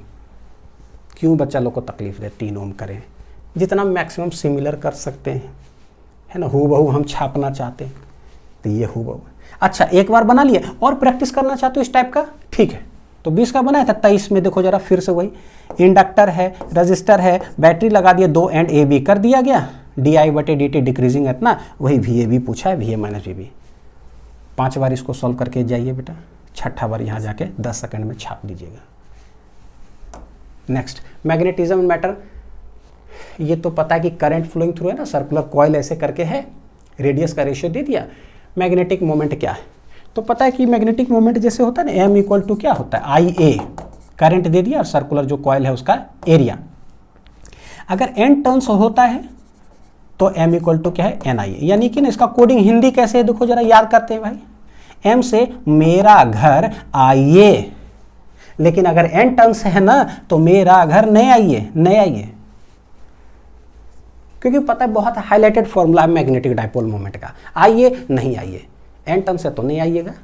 और अगर 1 टन से तो मेरा घर आइएगा। तो परमानेंट जिंदगी भर थोड़ा सा दिमाग में बैठाने के लिए नीट 2001 में बेटा वही current I flowing through area दे दिया, नंबर ऑफ टन्स कितना दे दिया n, तो मैग्नेटिक मोमेंट क्या नहीं आइए मत आओ मेरा घर, एन आइए है, पुट करना है सिर्फ। Ray optics, thin lenses placed in contact, तो उसमें 2 चीज पूछता है, पावर ऑफ द कॉम्बिनेशन पूछा और एक पूछा क्या मैग्निफिकेशन क्या होगा। और सब इंडिविजुअल लेंसेस का पावर क्या है P P P P P, क्या बेटा P P P P P. तो यहाँ पर पूछता है कि बताओ क्या होगा, पहले पावर फिर मैग्निफिकेशन। एनसीईआरटी का लाइंस में देखो पावर क्या है एडिशन P1 प्लस इतना, मैग्निफिकेशन क्या है मल्टीप्लीकेशन, ठीक है। एडिशन कितना यहाँ पर रखे हो लेंसेस 4 लेंसेस, तो P plus P plus P plus P 4P, ठीक है। ये P into P into P into P, तब P के पावर 4, यानी मैग्निफिकेशन M है तो सॉरी M मैग्निफिकेशन M के पावर क्या हो गया 4।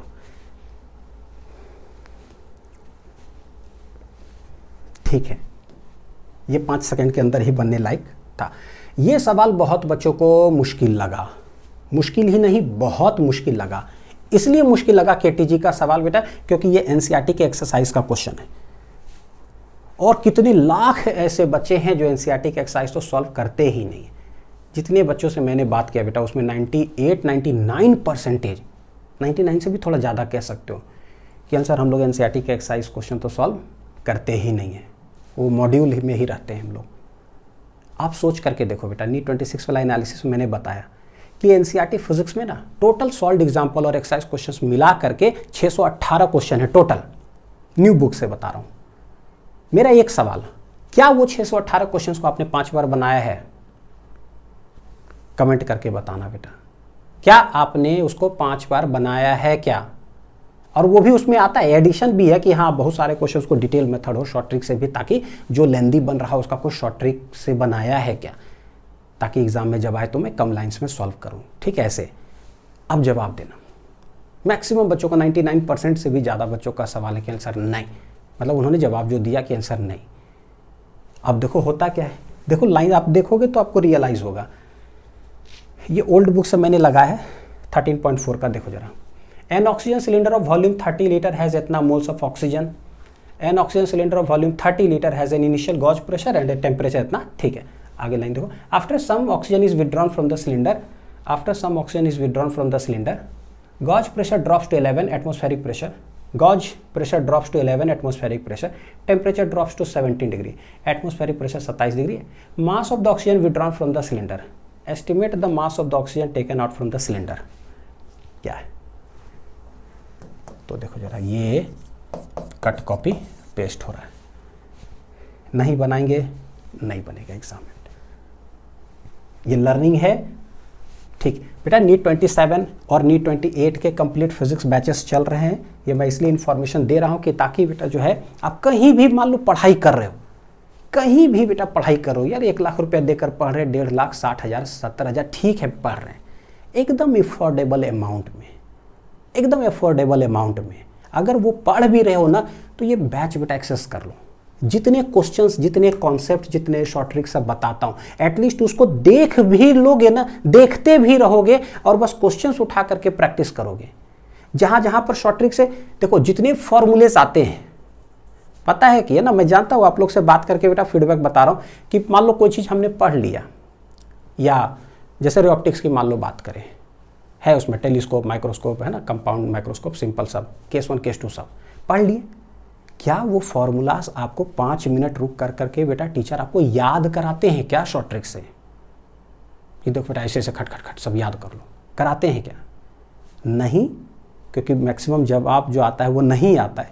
मैं बेटा याद कराता हूँ, ये रुक करके याद कराता हूँ। पढ़ लिया हमने, ठीक है, समझ आ गया, सवाल भी सब सॉल्व कर, ठीक है, लेकिन यार फॉर्मूला याद करना बहुत जरूरी है ना। जैसे मान लो टेलीस्कोप का ही है, जैसे एक एग्जाम्पल बता रहा हूँ, बहुत सारा जगह पर ना जानना बहुत जरूरी है। जैसे टेलीस्कोप का हम जान रहे थे, तो एक होता है क्या फूफी, देख लो जरा कैसे कुछ हिंदी कोडिंग करते हैं और ये परमानेंट हमें याद रहता है, F0/FE है, तो अंग्रेजी हो गया, ठीक है, F0/FE focal length of the objective, focal length of the eyepiece. लेकिन सवाल है अंग्रेजी याद करेंगे ना तो एग्जाम में कभी FE ऊपर हो जाएगा और F0 नीचे हो जाता है, और अगर ये फ्लिप कर गया वो ऑप्शन में रहेगा, नेगेटिव मार्किंग हो जाएगा। क्योंकि रटंती विद्या मैंने भी किया है, F0/FE, F0/FE। अब फिजिक्स है, केमिस्ट्री है भाई, बायो, इतना सारा चीज़ आ गया दिमाग में, इतना एग्जाम में प्रेशर है कि बस एक ऊपर एक नीचे हो गया। हिंदी कोडिंग करके रखो, फूफी, फूफी, फूफा फूफी होते हैं, चाचा चाची मामा मामी, भाई कोई ना कोई कोडिंग कर लो, फूफी याद रह जाएगा। दूसरा केस का देखो क्या है, फूफी, देखो कैसे देखो बेटा, मैं याद रखता हूँ, फूफी से एकदम एकदम एकदम फेडअप, एफ ई, फेडअप हो गए हैं, देखो फेडअप, एफ ई डी, पता चल गया ना, F not but F E 1 plus F E but A D, ये है तरीका। अब ये केस 1 हो जाता है तो ये केस 2 हो जाता है, नॉर्मल एडजस्टमेंट जिसको बोलते हैं। ये तो रटंती विद्या का आपका टेंशन ही खत्म, वो लेक्चर्स में ही रुक करके याद करा दूंगा, ताकि जब सवाल आए तो हाँ ठीक है, केस 1 केस 2 क्या, इन्फिनिटी पर जब इमेज फॉर्म बताओ क्या, अच्छा फूफी, नहीं तो फूफी से एकदम फेडअप हो गए, रटने का टेंशन खत्म हो जाता है। तो ये सब है सारा ट्रिक्स ओरिएंटेड सब इतना, ठीक। तो आराम से अफोर्डेबल अमाउंट में इसको लेकर के एटलीस्ट इसका पीडीएफ भी देखते रहोगे, जहाँ पढ़ रहे ठीक है, लेकिन थोड़ा देख रहे, ये कर रहे और इसके सवाल उठा करके सॉल्व करते जाओ। सारे फॉर्मूलेस वहाँ नहीं याद कराए जा रहे बेटा, कोई बात नहीं, यहाँ याद कर लो, यहाँ के सवाल सॉल्व कर लो, डिटेल मेथड्स और ट्रिक से कर लो, और जहाँ भी टेस्ट सीरीज दे रहे हो ठीक है, जो भी दे रहे हो यहाँ पढ़ते जाओ बेटा, टेस्ट देते जाओ, और 45 के 45 क्वेश्चन फिजिक्स में सॉल्व करते चले जाओ, दन एकदम। मोशन स्ट्रेट लाइन का जो सवाल है देखो, देखना, टाइम पोजीशन एक्स यानी टी एक्स का रिलेशन देखो क्या दिया है, t equal to x square plus x, क्या दिया, t equal to x square plus x. पूछा कि एक्सेलरेशन क्या होगा, जेईई मेंस में ना 2005 का सवाल देखो, 2005 का सेम, टी इक्वल टू क्या देखो, a x square plus b x, ये क्या है एक्स स्क्वायर प्लस एक्स, यानी ए बी को क्या है 1 1 कर दिया गया, ठीक। पूछा क्या एक्सेलरेशन क्या होगा, तो इधर से इधर अगर चले जाए तो CCP यानी कट कॉपी पेस्ट हो गया। लेकिन एक बार और हम प्रैक्टिस करना चाहते हैं, तो जेईई मेंस बोलता है कि 5 में बनाए, ठीक, 24 में एक बार और बनाओ, t equal to alpha x square plus beta x. JEE Mains बोलता है ये बी तो रख लिया ना, अब एक काम करो अल्फा बीटा रख करके बना लो, वही रिलेशन बेटा। अब एक्सेलरेशन एंड वेलोसिटी, यानी एक्सेलरेशन भी निकालो, वेलोसिटी भी निकालो, दोनों के बीच रिलेशन भी थोड़ा और प्रैक्टिस करो। जेईई मेंस बोलता है क्या पता यार, एक्सेलरेशन भी हम प्रैक्टिस, हम वेलोसिटी भी करा देते हैं, एंड इसका कोई भरोसा नहीं नीट का, हो सकता है मेरा वेलोसिटी उठा के किसी दिन पूछ ले, हो सकता है इन दोनों का रिलेशन उठा के पूछ ले। तो वो बोला कि अभी हम सिर्फ यही पूछते हैं, ये वाला हम बाद में पूछेंगे, इन दोनों का रिलेशन ये वाला बाद में पूछेंगे, यानी कि आगे जगह खाली है मोस्ट इंपॉर्टेंट क्वेश्चन कैटेगरी में, ये चला गया ये वाला। लक्षण देखो बेटा, लक्षण नीट का जो है ना क्वेश्चन का लक्षण कहाँ पर फोकस करता है, बगुले जैसा एकदम ध्यान रखना चाहिए। एसी का सवाल 16 नंबर, आप इसमें देखो, ठीक है, देखना एसी पावर सप्लाई दे दिया, वोल्टेज इतना, ठीक है, देखना रजिस्टर का रेजिस्टेंस दे दिया है, कैपेसिटर का रिएक्टेंस यानी कैपेसिटिव रिएक्टेंस और इंडक्टिव रिएक्टेंस दे के रखा है, यानी XC, XL और R का वैल्यू दे दिया हमसे। बोलता है क्या कॉरस्पॉन्डिंग करंट कितना होगा सर्किट में, यानी IRMS, और फेज एंगल कितना होगा, यानी कि एक तो IRMS पूछ रहा है और एक फाई पूछ रहा है कि क्या होगा। नीट 1996 और 2006 में बेटा उसका एक पैटर्न पर, सबसे पहले 96 में देखो सिमिलर टाइप का सर्किट में देखो क्या XL का वैल्यू दे दिया, XC का वैल्यू दे दिया और R का वैल्यू दे दिया। इम्पीडेंस पूछा है कि क्या होगा, यानी Z का वैल्यू। पता है कि IRMS निकालने से पहले हमें क्या निकालना होगा, Z निकालेंगे तभी जो है IRMS, मतलब उसके आगे ही तो ये करोगे, करंट कैसे निकलेगा, तो ये हो जाएगा IRMS डिवाइडेड बाई Z। तो पहले तो Z चाहिए, IRMS बटे Z करोगे तो करंट निकलेगा।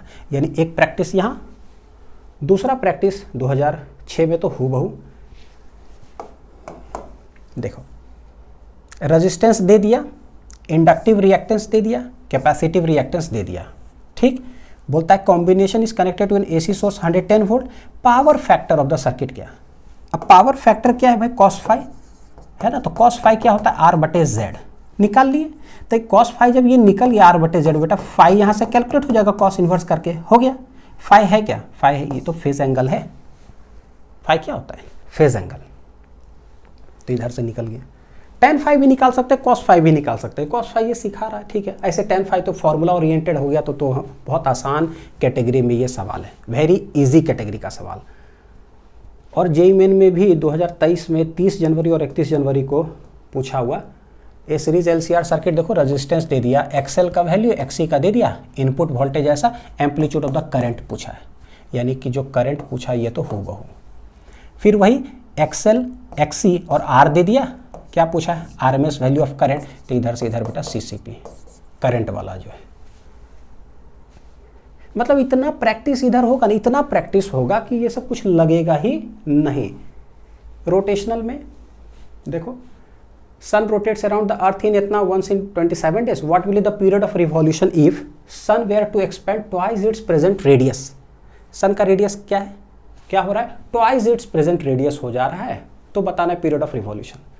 तो सिमिलर टाइप का 24 में कि अर्थ के बारे में बोलते हैं, if radius of the earth is reduced to 3/4 of its present value without changing its mass, the duration of the day of earth. Earth का रेडियस श्रिंक कर गया, सन का रेडियस इतना टाइम्स हो गया, बताओ पीरियड ऑफ रिवॉल्यूशन पर क्या फर्क पड़ेगा। तो पहला पीरियड ये दे दिया 27 डेज, अर्थ का टाइम पीरियड ऑफ रोटेशन हम जानते हैं 24 आवर्स होता है बेटा, है ना। तो वही है कि भाई अगर ऐसा हो गया तो बताओ ड्यूरेशन ऑफ द डे क्या होगा। नेक्स्ट, ये जो सवाल था ये जेई एडवांस्ड लेवल के कैटेगरी में इसको डालते हैं।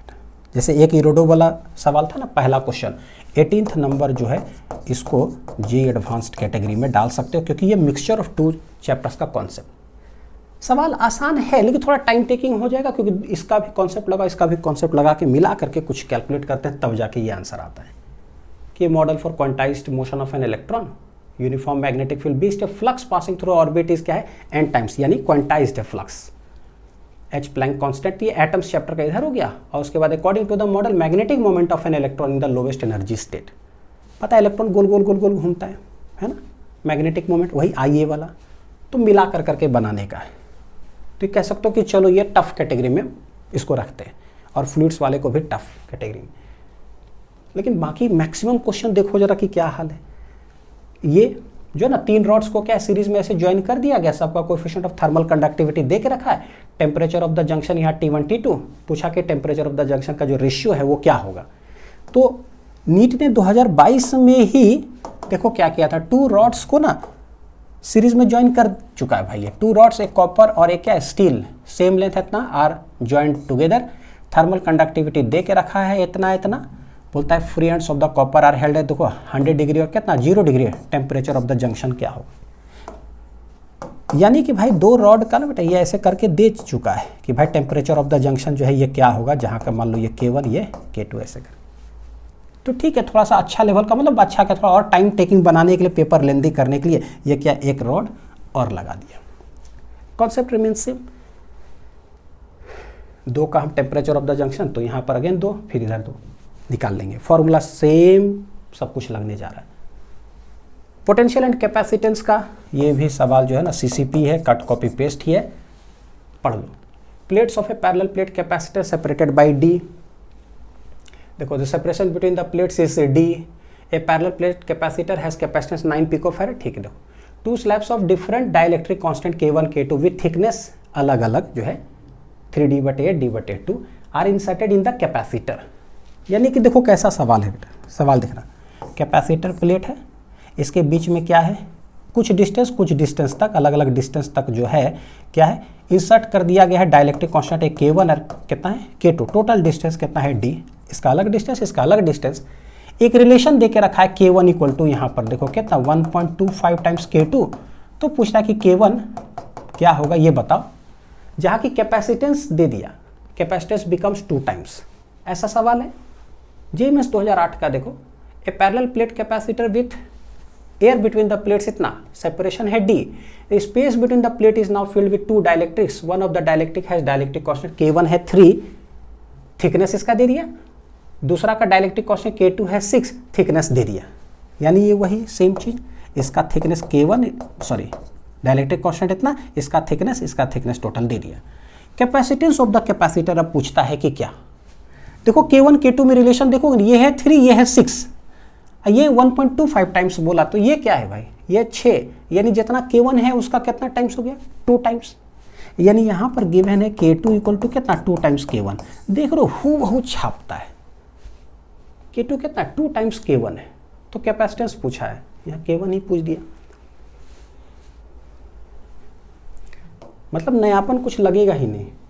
देख लो ये भी भाई सब तो लग रहा है कट कॉपी पेस्ट ही है, मतलब देखा हुआ ही सवाल है। अगर आप नीट की तैयारी करते हो ना बेटा, तो अपने आप को सौभाग्यशाली मानो, कसम से बता रहा हूँ, सौभाग्यशाली मानो।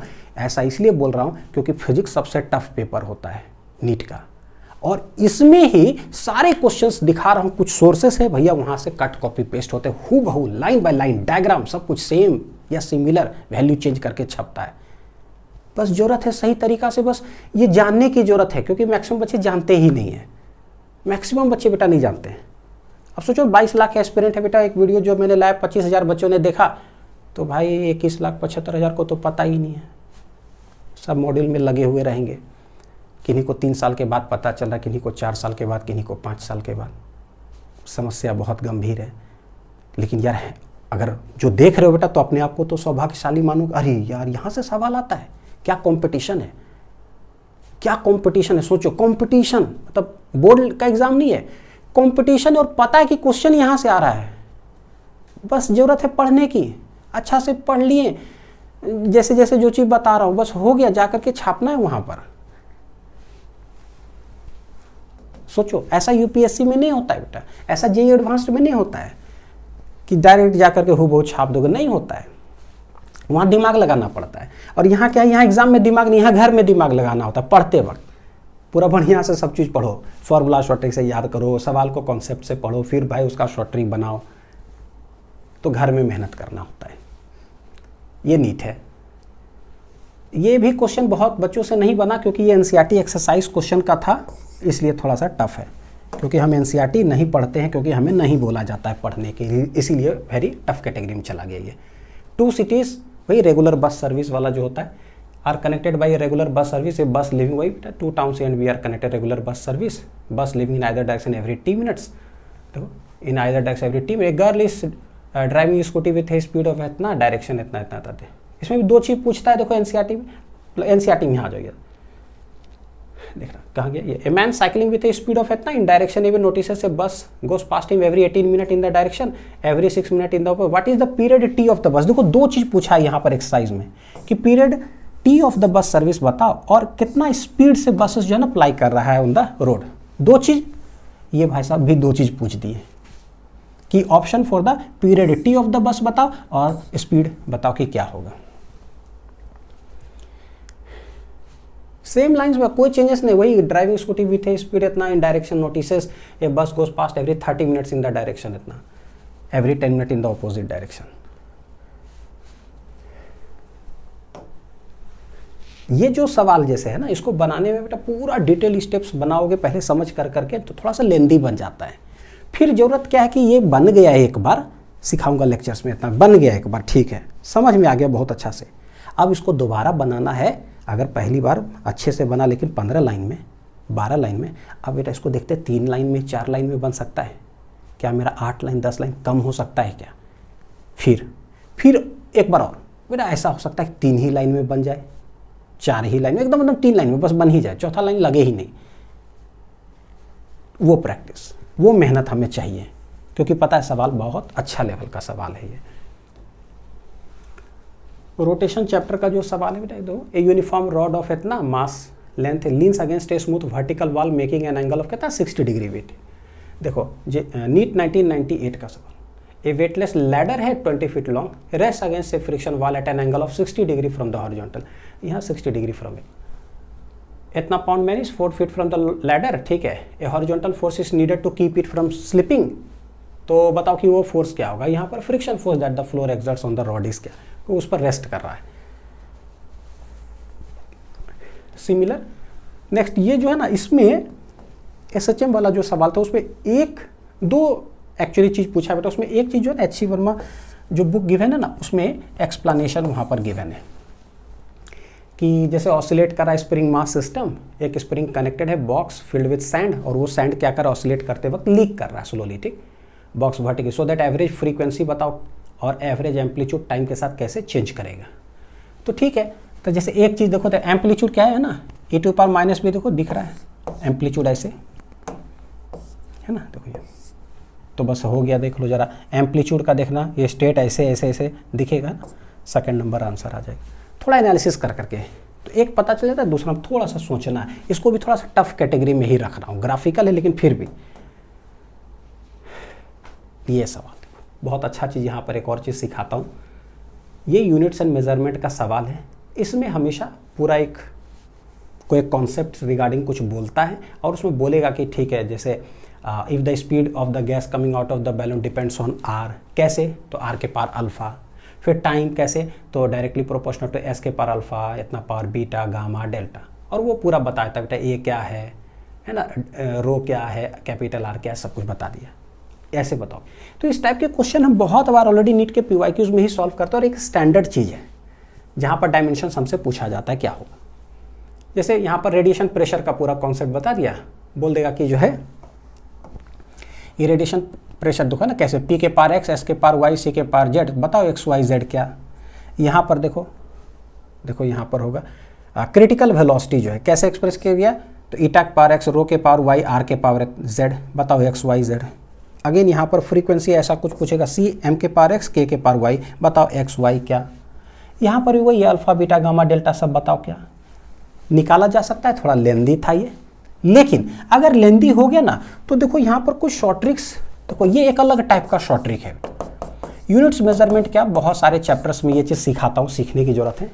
पता है ये कैसा शॉर्ट ट्रिक है, don't look at question, don't look at question, क्योंकि ना यार ये बहुत लेंदी है। कभी कभी ऐसा भी दिमाग लगाना चाहिए, क्योंकि पता है, मान लो कब लगाना है ये शॉर्ट ट्रिक, कि मेरे पास समय बहुत कम है, 5 मिनट 10 मिनट ही बच रहा है, लेकिन मेरे 10 क्वेश्चन छूट रहे हैं, होता है ऐसा, 7 क्वेश्चन छूट रहे हैं, तो उसमें बेटा 1 क्वेश्चन 2 क्वेश्चन में ना हमें रिस्क लेना चाहिए। नीट का एग्जाम है, मेरे को रिस्क लेना चाहिए।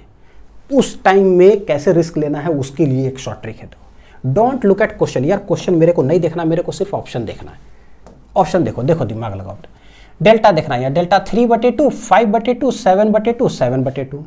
2 बार क्या बोल रहा है देख रहे हो, 7/2 बोला जा रहा है ना, यानी कि यही दोनों में से कोई ना कोई आंसर होगा। ठीक, गामा को लेकर आ जाओ, ये +1 -हाफ, हाफ हाफ, 2 बार तुम हाफ बोल रहे हो, अंडरलाइन कर दिए, यानी कि यही दोनों में से कोई ना कोई आंसर हो, क्योंकि दोनों अलग अलग है। बीटा में आ जाओ, -1 -1 -1 -हाफ, तो तुम तो ऑड हो, तुम तो होगे नहीं। ये 3 बार सेम दिया है, यानी या तो ये आंसर हो सकता है, ये हो सकता है, या ये हो सकता है, बीटा को देखते हुए। ए का वैल्यू देखो, हाफ -हाफ -हाफ हाफ, तो यहाँ पर कोई मेजोरिटी में नहीं है, क्योंकि 2 बार हाफ भी है, 2 बार -हाफ भी है, तो इसको लेकर के हम कुछ नहीं कर सकते। Alpha half -half -half half, again यहाँ पर हाफ भी 2 बार है, -हाफ भी 2 बार है भाई, तो अगेन हम यहाँ कुछ नहीं कह सकते, मेजोरिटी चाहिए। जैसे यहाँ पर देखो जरा, सेम ही वैल्यू 2 बार है, बाकी 2 अलग, ठीक है, ऐसे कर लिए। तो यहाँ दोनों से तो कोई आइडेंटिफाई नहीं कर सकते। सबसे ज़्यादा टिक कहाँ लगा भाई, बोले सबसे ज़्यादा टिक ये लगा 3 बार, है ना, टिक। बेटा पता है यही आंसर है, हो गया, खत्म हो गया, यही आंसर, दिमाग लगाने की अब जरूरत नहीं है। लेकिन सवाल है कि ऐसा लगाना कब है, अब यही चीज़ तो सीखना होता है। क्या सब क्वेश्चन में ऐसा कर दे, क्या हो गया गड़बड़, नहीं करना है, सीखना है कब लगाना है, किस क्राइटेरिया में, कैसे। सब क्वेश्चन में देखोगे फिर गया, फिर वही हो जाएगा। टैलेंट है हमारे पास, हम नेगेटिव करके एग्जाम से में आ जाएंगे। तो वो चीज़ सिखाऊंगा कि कैसे यूनिट्स मेजरमेंट और क्या बहुत सारे चैप्टर्स में लगाना कब है, कैसे लगाना है। क्वेश्चन दर क्वेश्चन सीखते जाओगे तो फिर है ना प्रैक्टिस होगा। एक्सपेरिमेंटल स्किल का सवाल क्या है पता, इधर से जेईई मेंस का सवाल से सीसीपी है, यानी कट कॉपी पेस्ट है। Consider the diameter of a spherical object being measured with the help of vernier calliper, JEE Mains 2024। Diameter of a sphere is measured using vernier calliper. बेटा ये 25 का सवाल जेईई मेंस 24 से छप रहा है। NEET 25, JEE Mains का 24, NEET 26, fill in the blank से बेटा भरो। नीट 26, जेईई मेंस का 25, नीट 27, जेईई मेंस का 26, नीट 28, जेईई मेंस 27, नीट 31 2031 में, जेईई मेंस 2030। आ रहा होगा समझ में हम कहना क्या चाह रहे हैं, मेरा विजन क्या है, ठीक है, क्योंकि मिशन 180 में है भाई, फुल मार्क्स में। The diameter of a sphere of a vernier calliper whose 9 division of a main scale equal to 10 division. Suppose वही 10 डिवीजन, 9 मेन स्केल डिवीजन, उसके बाद लीस्ट डिवीजन इन दे दिया 0.1 सेंटीमीटर। देखो shortest division on the main scale कितना, 1 millimetre, यानी 0.1 centimetre. Main scale reading is इतना, second division of vernier scale coincide with the division on the main scale. यहाँ देखो आगे बढ़ते जाओ। हाँ, main scale reading of the diameter इतना है, नंबर ऑफ कोइंसाइडिंग वर्नियर कितना है 8, मेजर डायमीटर, बताओ कि क्या होगा। तो यहाँ पर भी देखो पढ़ते जाओ, पता है कि डायमीटर के बारे में बोला जा रहा है बेटा, तो डायमीटर का रीडिंग निकाल लोगे। ये इससे थोड़ा एक स्टेप आगे है कि मास ऑफ द स्फीयर दे दिया, आपने डायमीटर निकाला है ऑफ स्फीयर, यानी रेडियस निकल गया। रेडियस निकल गया तो हम वॉल्यूम निकाल सकते हैं 4/3 पाई आर क्यू से। तो स्फीयर का मास पता है, वॉल्यूम पता है, डेंसिटी निकाला जा सकता है। तो ये एक स्टेप आगे हो गया। इतना ही दूर तक, यहाँ से यहाँ तक, बस इतना ही पार्ट में उठा करके यहाँ पर छपा हुआ है। ठीक है, अब एक और चीज़ देखना, प्रैक्टिस देखना है। आगे क्या है बीच में बेटा, least division on the main scale दे दिया, and the zero vernier scale is at x = 0.1 centimetre when the jaws are closed. यानी कि चाहे पॉजिटिव जीरो एरर हो या नेगेटिव जीरो एरर हो, पता चल गया कि भाई जीरो एरर गिवन है, तो हमें पॉजिटिव नेगेटिव दोनों एरर पर बेस्ड यही सवाल प्रैक्टिस जेईई मेंस आपको खुद प्रैक्टिस करवाता है 2024 में यहाँ पर, और सॉरी 21 में, तो ये 21 हो गया। Same diameter of spherical object, वही 9 डिवीजन इतना, 10 division, 1 main scale division, main scale reading इतना, 8th डिवीजन कोइंसाइड भैया, तो वो भी 8th division coincide. Vernier calliper has positive zero error of 0.04 centimetre, then the radius of the bomb. पता है दोनों बनाएंगे, बन जाएगा। ईएम वेव्स का सवाल, a parallel plate capacitor made of circular plate, ऐसे कर दिया हम। उसमें ना magnetic field arising due to displacement current क्या है, एनसीईआरटी के लाइंस ओल्ड बुक से मैं बता रहा हूँ, पेज नंबर 271 के अंदर बेटा जो लिखा हुआ है वहाँ पर है ना, कि magnetic field arising due to displacement current क्या होगा। तो पता है, देखो ना क्या, zero at all places, constant between the plates, non zero everywhere, या जीरो बिटवीन द प्लेट्स। देखो रीडिंग करोगे, इसलिए रीडिंग कितना जरूरी है, देखो एनसीईआरटी लाइंस का बेटा पढ़ना। Magnetic field at point P is non zero no matter which surface is used for calculating it. क्या है भाई, non zero. Non zero, zero है क्या, नहीं, देख लो जरा, जीरो है क्या, नहीं, कांस्टेंट है क्या, नहीं, नॉन जीरो है क्या, हाँ ठीक है भाई, टिक करो। जीरो है बेटा, निकल गलत हो गया, गड़बड़ है। और इसको रीडिंग करो कि displacement current related. Wave optics, NEET 2025, NEET 2024 में ही दर्शन है। An unpolarise light beam travelling in air is incident on a medium of refractive index at Brewster angle. Unpolarise light incident होता है एट ब्रूस्टर एंगल, उसके बाद कुछ theoretical. An unpolarise light beam strikes at a glass surface at Brewster angle, उसके बाद कुछ lines. वही reflected light wave partially polarised होगा कि क्या कंप्लीटली पोलराइज्ड, वही रिफ्लेक्टेड कंप्लीटली पोलराइज्ड या पार्शियली पोलराइज्ड। देखो ऐसे, यानी कि अच्छा, यहाँ से एक चीज़ ये सीखने मिला कि ओ नीट 25 में तो नीट 24 भी छप रहा है, ठीक है, यानी नीट 26 में 25 भी छप सकता है, नीट 27 में 26 भी छप सकता है, नीट 28 में, अच्छा 27 वाला नीट भी छप सकता है, नीट 2032 में 31 वाला भी छप सकता है। एक लर्निंग यहाँ काम करने की जरूरत है। और इससे रिलेटेड देखो थोड़ा लाइंस कहीं कहीं चेंजेस होगा। इट मीन्स क्या है कि जो ये सवाल पूछा भाई, इस कॉन्सेप्ट को हूबहू इसको तो सॉल्व किए ही, लेकिन इससे रिलेटेड जितने भी कॉन्सेप्ट पॉसिबल हो सकते हैं सारे के सारे पढ़ करके जाओ, क्योंकि भाई वो देखो reflected light will be partially polarised, बेटा reflected light is completely polarised and the angle of reflection is close to 60 degree. भैया एंगल ऑफ थोड़ा आगे भी, तो इसके बारे में सब कुछ पढ़ करके जाइए, है ना, ये चीज़ है। यहाँ से लर्निंग बेटा, इसलिए सिर्फ ऐसा नहीं कि वही क्वेश्चन खाली कर रहे हैं तो हो जाएगा मेरा, क्या बेटा, नहीं होगा, पूरा अच्छा से नहीं होगा, उससे रिलेटेड सब कुछ पढ़ने से हमारा काम होगा। इलेक्ट्रिक चार्जेस कितना छापोगे यार तुम लोग, कट कॉपी पेस्ट बेटा हूबहू लाइंस, इसका आंसर याद कर करके उधर जाके टिक कर दो 2018 जेईई मेंस का।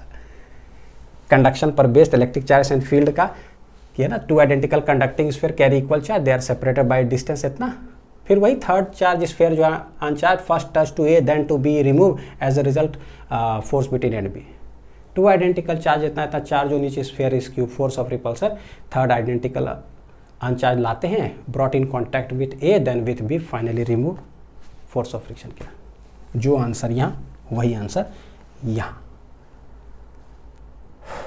No changes, no changes.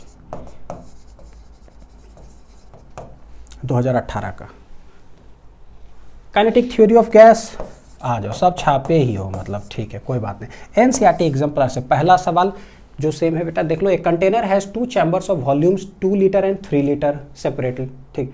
Container has 2 chamber separated by a partition of volume 2.0 litre लिखा, यानी 2 litre and 3 litre, 2 litre 3 litre, ठीक। Chambers contain number of moles 5 and 4 ideal gas at pressure 1 atm 2 atm। देखो, chamber number of moles 4 and 5 mole of a gas at pressure 1 atm 2 atm, calculate the pressure after the partition is removed and the mixture attains equilibrium। when the partition is removed the mixture attains equilibrium at a pressure, बताओ कि क्या ये। तो NCERT exemplar से हर बार एक सवाल 2 सवाल cut copy paste होते ही होते हैं। नीट 27 अगेन बेटा बता रहा हूँ, नीट 28 जिस भी लेवल का फिजिक्स जो भी आप यहाँ देख रहे हो ना, चाहे एनसीईआरटी का लाइंस हो, चाहे एनसीईआरटी का सॉल्व एग्जाम्पल हो, चाहे एग्जाम्पलर हो, जेईई मेंस पीवाईक्यू, एकदम शुरू से लेकर के 2002 से लेकर के लेटेस्ट तक सब कुछ हम लोग कर रहे हैं लेक्चर्स और डीपीपीस के अंदर। नीट के सारे पीवाईक्यूज 1988 से लेकर के लेटेस्ट रिसेंट सब, ये पूछो तुम जहाँ से पूछोगे भाई, ठीक। तो 27 और 28 में दोनों में है इंक्लूडेड। नेक्स्ट क्वेश्चन 30 नंबर देखते हैं। ये जो एटम्स चैप्टर से सवाल है, a particle of mass m is moving around the origin with a constant force pulling it toward the origin. If Bohr model is used to describe the motion, radius of the nth orbit and particle's speed v in the orbit depends on n। कैसे? Radius n के power ऐसा ऐसा, v n के power कैसे, ठीक। JEE mains 2008 देखो, suppose an electron is attracted toward the origin by इतना, a particle is moving around the origin with a constant f इतना towards the origin। ये फोर्स कैसे है? k बटे r, r is the इतना। by applying Bohr's model to this system, Bohr model is used to describe this motion, ठीक है। Radius कैसे? अच्छा, radius of the nth orbit of the electron found to be rn। Kinetic energy दे दिया है कि tn है। Kinetic energy क्या होता है? Half mv²। तो जेईई में क्या बोला? काइनेटिक एनर्जी दे दिया। विच ऑफ द फॉलोइंग, देखो एकदम देखो ना, सेम पैटर्न बेटा। Kinetic energy directly proportional n के पावर क्या और रेडियस एन के पावर क्या। भाई ये भी तो वही है, आर के पावर एन, मतलब कैसे, और ये काइनेटिक एनर्जी हाफ mv² है। ये भी बताओ कि क्या, क्या बोलोगे इसको, है ना। सेम इसको पढ़ के तो जाओ, आपको लगेगा हाँ काइनेटिक एनर्जी हाफ mv² करो भाई, ठीक है, हो गया। हाफ कांस्टेंट ही है, मास कांस्टेंट ही है, लगा दो। ग्रेविटेशन चैप्टर का एनसीईआरटी सॉल्व एग्जांपल के अंदर है, radius of Martian orbit around the sun is about 4 times the radius of the orbit of Mercury. Radius of Martian orbit, जैसे ये सवाल देखता बेटा ना, ये तो इसको जब देखोगे ना, तो जब कोई अंग्रेजी अगर थोड़ा सा लगेगा ना कभी, यार मार्शियन ऑर्बिट अराउंड द सन, इसके पास इतना दिमाग कहाँ से आया कि यार मार्शियन ऑर्बिट अराउंड द सन ऐसा कुछ लिखने का। तो जो भी अंग्रेजी कुछ दिखाई देता है ना, वो सब जो सोर्सेस दिखा रहा हूँ वहीं से इसको आता है। पढ़ो, देखो रियलाइज होगा। एग्जाम्पल 8.5 ओल्ड बुक से बता रहा हूँ। तो planet Mars has 2 moons, Phobos and Deimos. Phobos has a period 7 hours 30 इतना एंड ऑर्बिटल रेडियस दे दिया। Calculate the mass of Mars, ये फर्स्ट पार्ट हो गया। सेकेंड पार्ट देखना, assume the earth and the Mars move in circular orbits around the sun with the Martian orbit। देखो जरा क्या है, with the Martian orbit being 1.52 times the orbital radius of the earth। ये कितना times बोलो? 1.52 times. यहाँ क्या है? Martian orbit is about 4 times the radius of the Mercury, ऐसे करके। Then which of the following is the length of 1 year on Mercury? What is the length of the Martian year in days?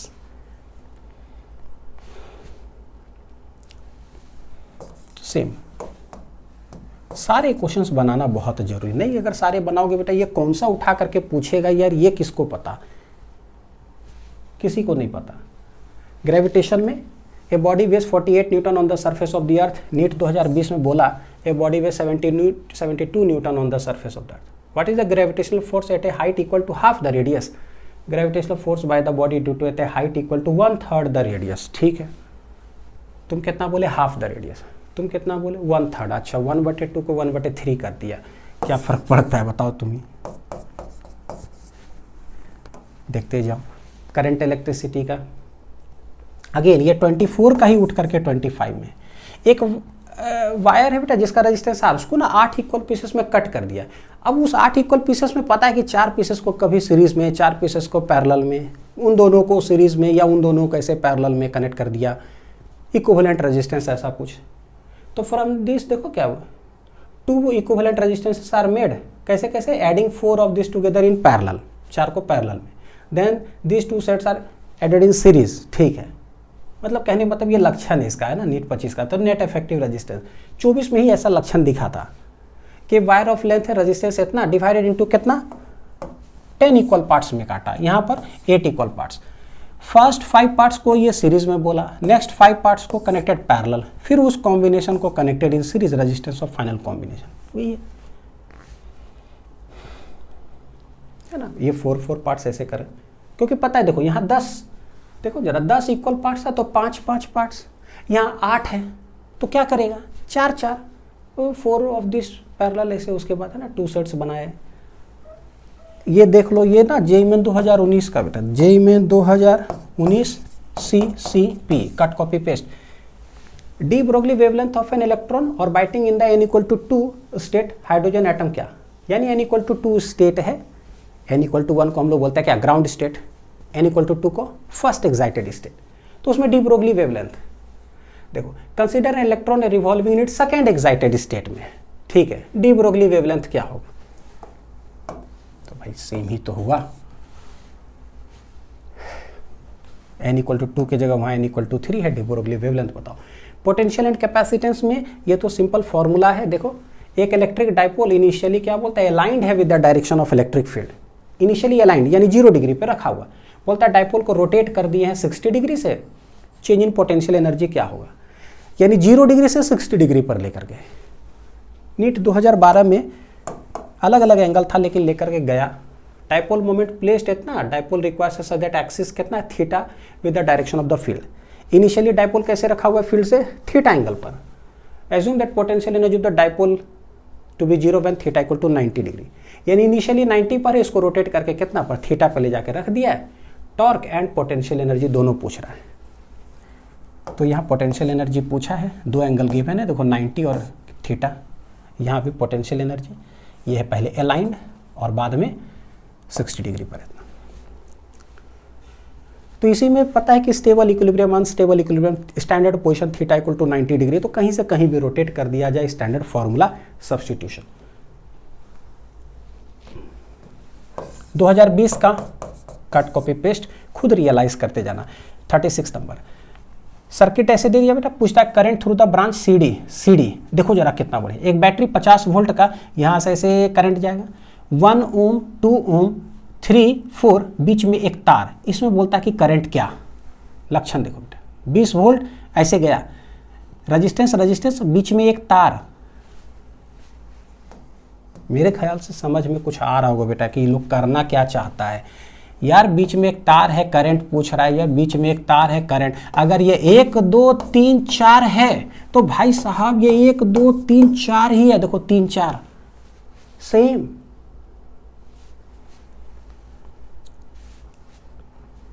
तो ये हाल है, इसको identify कर लो। देखते जाओ ना कितने सारे क्वेश्चन, वो हिस्ट्री का सबसे टफेस्ट पेपर का एनालिसिस कर रहा हूं बेटा। इजी टू मॉडरेट का तो कहानी पूरे 45 इधर समा जाएगा, मैं सबसे टफेस्ट पेपर की अभी बात कर रहा हूं, तब ये हाल है। आ जाओ, ये भी तुम भी आ जाओ, इसी कैटेगरी में चले जाओ भाई, CCP में ही चले जाओ। कि फोटोन और electron have the same energy, पूछा है कि D Broglie wavelength of photon और इलेक्ट्रॉन का रेशियो क्या होगा। देख लो 2016 का पता है कि टफेस्ट पेपर था, 16 और 21 का, 16 से उठा करके CCP किया गया बेटा। इलेक्ट्रॉन मास एवं photon energy same energy, photon electron same energy, D Broglie wavelength का फोटोन बटे इलेक्ट्रॉन, यहाँ बोला ratio of D Broglie wavelength associated with them, तो पहले इलेक्ट्रॉन है बाद में फोटोन है, कहने का मतलब यहाँ इलेक्ट्रॉन बटे क्या है, फोटोन पूछा है। क्या पूछा है बेटा, यहाँ डी ब्रोगली इलेक्ट्रॉन और ये फोटोन, देख लो, और यहाँ क्या है फोटोन बटे इलेक्ट्रॉन, यार हु बहु उठा कर हु, तो इसका आंसर आता है पता कितना, 1/c रूट E बटे 2m, ये तो इलेक्ट्रॉन बटे फोटोन 1/c बटे मतलब रूट अंडर E बटे 2m, तो यार उसको पलट देंगे तो क्या हो जाएगा, C 2m बटे E हो जाएगा, C 2m बटे E, जाके टिक लगा दो। इसको देखने से ऐसा लगता है कि अच्छा 5-5 सेकंड के अंदर कुछ किया जा सकता है अगर हम सही तरीके से तैयारी करके आए तो। ये तो हूबहू ग्राफ एनसीईआरटी का बेटा dual nature of radiation matter में जो पूछा कि photo electric current versus intensity of light का ग्राफ बताओ कि क्या होगा, तो पता है, दिख रहा है देखो, photo electric current versus intensity ना, property of light shown in figure, तो खटाक से ये स्ट्रेट फॉरवर्ड पूछा हुआ।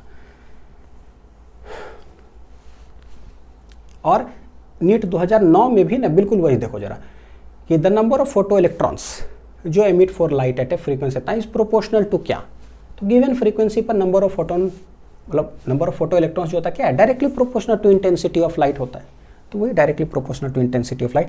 तो ये स्टेटमेंट में से पूछा हुआ है, ये ग्राफ थियोरेटिकल। ये जो स्टैंडर्ड टाइप ऑफ क्वेश्चन है कि हमारे पास एक डिस्क होता है, उसमें से कोई छोटा डिस्क कट करके बाहर निकाल लेते हैं, या कोई स्फीयर मतलब 3D स्फीयर है, उसमें से एक छोटा सा स्फीयर कट करके बाहर निकाल लेते हैं, या कभी कोई डिस्क है उसमें से एक स्क्वायर प्लेट ऐसे कट करके बाहर निकाल लेते हैं, तो रिमेनिंग जो पोर्शन बचा उसका सेंटर ऑफ मास बताओ कि क्या, एक स्टैंडर्ड टाइप। तो 25 में क्या किया कि एक बड़ा सा स्फीयर दे दिया, उसमें से एक छोटा स्फीयर कट करके बाहर निकाला। तो ये क्या ऐसा स्टैंडर्ड टाइप है बेटा कि डिस्क से डिस्क निकाल रहे हैं, डिस्क से स्क्वायर निकाल लिए, डिस्क से एक ट्रायंगल कट करके बाहर निकाल लिए, स्फीयर से स्फीयर निकाल लिए, यही 4-5 है। तो उसमें से बस छपते रहता है, जब भी छपेगा यहाँ स्फीयर से स्फीयर निकालिए। ऑलरेडी जो है ना नीट एक्सरसाइज क्वेश्चन के अंदर यूनिफॉर्म डिस्क, एक छोटा सा डिस्क निकाल लिए बाहर। जेईई मेन 2012 और 17 दो बार, 2012 और 2017 में अपने आप में छापा, वही डिस्क से डिस्क ही बाहर निकाल लिया। नीट 2016 में क्या किया बेटा, देखो डिस्क था उससे से डिस्क ही बाहर निकाले, देखो ए सर्कुलर होल कट करके क्या है बाहर निकाल लिया, बस moment of inertia of the remaining part क्या होगा। तो NCERT exercise JEE Main 12, 17, NEET 16, देखो जरा जेईई मेन 2012 में पूछा है, 2012 में, तो 16 में इधर आया, ठीक, सिंस 16 में इधर आया, इसको लगता है क्या यार ये भी पूछ दिया, लग रहा है हमने अच्छा पूछा था 12 में, तो 17 में फिर से ये पूछता है। अब उसको लगता है कि यार लग रहा है ना ये पूछा था तो हम भी डिस्क पूछ दिए थे, फिर ये डिस्क ही पूछ दिया, ऐसा करते हैं हम स्फीयर पूछ देते हैं इस बार, ठीक। इसमें डिस्क स्क्वायर वाला भी गिवन है ना, और भी अच्छा 1-2 और टाइप है गिवन, तो कटिंग वाला जो है बहुत अच्छा प्रैक्टिस हो जाएगा। सेमीकंडक्टर का तो full wave rectifier question number 40, ये एनसीईआरटी के डायग्राम से बेटा पता है कि ये तो थियोरेटिकल क्वेश्चन समझ लो एक तरह से, इसको समझोगे ये क्वेश्चन ऐसा ही टिक कर दोगे, फुल वेव रेक्टिफायर का। 41 नंबर आ जाओ थर्मोडायनेमिक्स का, तो फर्स्ट लॉ ऑफ थर्मोडायनेमिक्स पर based, two gases are filled same pressure in different cylinders, movable piston given है जिसका radius R A R B, on supplying the equal amount of heat to both the systems, ठीक, equal amount of heat supply किए at constant pressure, piston of the gas A and B are displaced by 16 centimetre और 9 centimetre, piston ऐसे move किया, तो change in the internal energy is the same, the ratio बताओ कि क्या। तो first law of thermodynamics जैसे बोलते हैं ना फर्स्ट लॉ, तो उसको देखो कैसे बोलता हूँ पता है, सिंपल सा, कि मान लो कि कोई कुकर है हमारे पास छोटा सा बेटा, ठीक, ये सीटी है, क्या किए कुकर को ना गैस पे चढ़ा दो, सबसे पहले गैस ऑन करो, खाना जैसे बनाते हैं एकदम सिंपल, एकदम कोई रटंती विद्या नहीं करना कि Q = U + W की पता नहीं W = U प्लस इतना, कोई कंफ्यूजन नहीं यार, कुकर में चावल चढ़ा दो, ठीक, चावल बनाना है, क्या करोगे गैस ऑन करोगे, तो गैस ऑन करोगे तो हीट सप्लाई होगा, देखो गैस ऑन करो हीट सप्लाई हुआ, तो हीट जैसी सप्लाई हुआ इसके अंदर जो चावल पानी सब है वो क्या होगा गर्म होगा, गर्म होगा तो इंटरनल एनर्जी देखो क्या होगा बढ़ेगा, बढ़ते बढ़ते बढ़ते प्रेशर क्रिएट हुआ, इसका जो सीटी है वो क्या फेंका जाएगा, ऐसे सीटी बजेगा, सीटी बजेगा मतलब देखो क्या पिस्टन जैसे बोल रहे हैं, ठीक है, तो ना थोड़ा सा एकदम सिंपल लैंग्वेज में बोलता हूँ बेटा, क्या सीटी जो है ना समझो क्या ऊपर उठा, यानी फोर्स लगा ड्यू टू प्रेशर, और ये स्लाइड कुछ डिस्टेंस मूव किया, force into distance work done, यानी कि अच्छा ऐसा होता है। देखो first law of thermodynamics, gas on किए, क्या किए गैस ऑन किए, चावल गर्म हुआ, एक सेकंड, गैस ऑन किए चावल गर्म हुआ, सीटी फेंका गया, गैस ऑन किए, समझ में आ रहा है, चावल गर्म हुआ सीटी फेंका गया, वर्क डन हो गया, बस हो गया, अब ये विकर्ण ठीक है, पी डेल्टा भी ऐसे करके, वो तो बात की बात है, लेकिन क्या है ना कि थोड़ा सा एकदम सिंपल लैंग्वेज में ऐसा पढ़ो कि भाई जिंदगी भर कैसे याद रहेगा ये। तो एच.सी. वर्मा जो है एक्सरसाइज क्वेश्चन 15 नंबर में ये बोलते हैं कि gas enclosed in a cylindrical vessel ऐसा है, gas is slowly heated, heat किया गया, during the process 10 joule of heat supply हुआ था, ठीक है, and the piston is found to move out 10 centimetre. यहाँ पर पिस्टन 16 सेंटीमीटर 9 सेंटीमीटर मूव किया है, 10 centimetre, find the increase in the internal energy. तो हम ये कर सकते हैं। एच.सी. वर्मा भी पूरा सॉल्व करा रहा हूँ बेटा, मैक्सिमम क्वेश्चन जितना हो सकता है ना वो सारे सॉल्व करा रहा हूँ सिलेक्टेड। जितना एच.सी. वर्मा करवाऊंगा, ये जे एडवांस्ड के भी PYQs हम लोग कर रहे हैं कि बहुत भी टफ लेवल गया तो भी दिक्कत नहीं होना चाहिए हम लोग को, तो वो भी करा रहा हूँ। तो जितना वो सब कराऊंगा वो मोर देन सफिशिएंट है, उससे एक्स्ट्रा आपको एक भी क्वेश्चन करने की जरूरत नहीं पड़ेगी। तो सब कुछ उसमें इंक्लूडेड रहेगा, ठीक है। जेई मेंस PYQ है, जे एडवांस्ड का PYQ और एच.सी. वर्मा बुक सब इंक्लूडेड है इसके अंदर। 42 नंबर क्वेश्चन देखो कि एरर्स पर बेस्ड जो सवाल है, जैसे P = AQ B² / C√D, ये सब में बोल देता है कि परसेंटेज एरर कितना है 1324 percentage error in P। NCERT के एक्सरसाइज क्वेश्चन से ये कट कॉपी पेस्ट किया गया था, सेम ओल्ड बुक में 30 नंबर है। P = देखो AQ B², C√D यहाँ पर √CD, सेम वही 1342 परसेंटेज। तो बताओ कि क्या होगा। हालांकि ऐसा सवाल जो है जेईई मेंस के अंदर भी प्रेजेंट है 2020-24 में, देख लो। Z = A² B² इतना √C/DQ, इस समय 2%, 4%, 1.5 से दे दिया। जेड में बताओ। Again Q = A2/4 BQ C², ABC में 3%, 4%, 5%, Q में बताओ। तो यार इतना बार प्रैक्टिस करेंगे तो नहीं बनेगा ये वाला, 10 सेकेंड के अंदर बनेगा। Wave optics NEET 2017, JEE main 2024, यही फिर जेईई मेन 2019 में, 2023 में इतने बार ये सवाल पूछा हुआ है कि क्या सवाल होता है बेटा, बड़ा स्टैंडर्ड, कि एक पोलरॉइड है, एक सेकंड रुकना, देखो एक पोलरॉइड है, एक पोलरॉइड यहाँ, ये दोनों कैसे है, क्रॉस्ड मतलब 90 डिग्री पर दोनों रखा हुआ, बीच में कोई पोलरॉइड ऐसे हम लोग रखते हैं, थोड़ा फास्ट में ऐसे बता रहा हूँ, इन दोनों के बीच एंगल है थीटा, इन दोनों के बीच एंगल कितना है थीटा, तो स्वाभाविक इन दोनों के बीच में कितना हो जाएगा 90 - थीटा, क्योंकि ये दोनों क्या क्रॉस्ड पोलराइज 90 डिग्री पर है इसे, ठीक। तो अगर बीच में कोई इंसर्ट की ये थीटा, तो इधर क्या हो जाएगा 90 - थीटा। बड़ा हाईलाइटेड सवाल, क्रॉस्ड पोलरॉइड बेस्ड कॉन्सेप्ट। अब पता है कि बहुत हाईलाइटेड है, ये थीटा, ये 90 - थीटा। अगर बेटा ये 30 डिग्री होगा पहला पोलरॉइड से, ठीक है, तो ये कितना हो जाएगा 60, अगर ये 45 तो ये 45, अगर ये 60 तो ये 30। तो यार पता है कि जब ऐसे ऐसे हो रहा है सेम फ्रिक्शन वाला 2 टाइम्स 3 टाइम्स 4 टाइम, हम क्या पढ़ेंगे n टाइम्स, और वहां से एक शॉर्ट ट्रिक फ्रेम कर लेंगे। हम क्या पढ़ लेंगे, थीटा और 90 - थीटा से ही पढ़ लेंगे, और तब पता चलेगा कि ठीक है यहाँ इंटेंसिटी मान लो कुछ I0 है, बताओ कि फाइनल जो इंटेंसिटी ऑफ लाइट होगा क्या होगा। तो अभी ओवरव्यू बताता हूँ कि फाइनल जो होता है बेटा वो डायरेक्टली प्रोपोर्शनल हो जाएगा क्या, sin² थीटा के। अब है वो अंदरूनी पूरा पढ़ेंगे तो पता एक के बाद जो है ना कभी दे देता है सवाल में, ये कभी निकालते। मेन मतलब विजन समझो जरा कि पढ़ते कैसे है यार। sin² थीटा के डायरेक्टली प्रोपोर्शनल। अब जैसे ही पता चल गया sin² थीटा की, ये थीटा कुछ भी हो बेटा, मान लो अगर ये 30 हो लेट, तो फाइनल जो इंटेंसिटी वो डायरेक्टली प्रोपोर्शनल क्या होगा, 30 है तो 32 जा कितना हो जाएगा 60, sin 60 का होल स्क्वायर, वैल्यू निकालना आसान। ये थीटा देखो कुछ भी दिया जा सकता है, थीटा 15 डिग्री भी दे दिया जाएगा, तो 15 डिग्री जब दे देगा ना तो हम डर नहीं जाएंगे। बहुत बच्चे बेटा इस समय डर गए कि यार एंगल पता है कितना दे दिया पहला थीटा, इन दोनों के बीच में 22.5 डिग्री। तो बच्चे ये कंफ्यूज कर गए यार 30 देता 60 देता या 45, तब ना हम निकालते, 22.5 डिग्री दे दिया गया, बहुत टफ हो गया बेटा। क्वेश्चन टफ नहीं था, पता हमारे पढ़ने का तरीका में गलती था। तरीका सही बोले ना, घर में जो प्रैक्टिस करते हैं वो तरीका, सिर्फ PYQs बनाना नहीं है, शॉर्ट ट्रिक भी फ्रेम करना है। तब हम अगर फ्रेम करोगे तो 22.5 से डर लगेगा। बोले ना अगर 15 डिग्री यहाँ रहेगा तो 15 दूना क्या कर देंगे 30, तो sin 30 का होल स्क्वायर निकालना बहुत आसान हो गया। sin 30 है उसका होल स्क्वायर, भाई 22.5 इंटू 2 कितना हो जाएगा 45 डिग्री, तो sin 45 1/√2 उसका होल स्क्वायर, बहुत आसान है। ये चीज़ है कि कैसे हम जो है ना इन जनरल पढ़ते हैं बेटा, और वही चीज़ है देखो जरा के 2017 में इतना वही है ना, 2 पोलराइड ऐसा है, तीसरा वाला इंसर्ट हुआ बेटा, देखो कितना एंगल दे के रखा है, 45 डिग्री, 45 डिग्री विथ P1, यानी ये थीटा 45 दे के रखा है, ठीक है।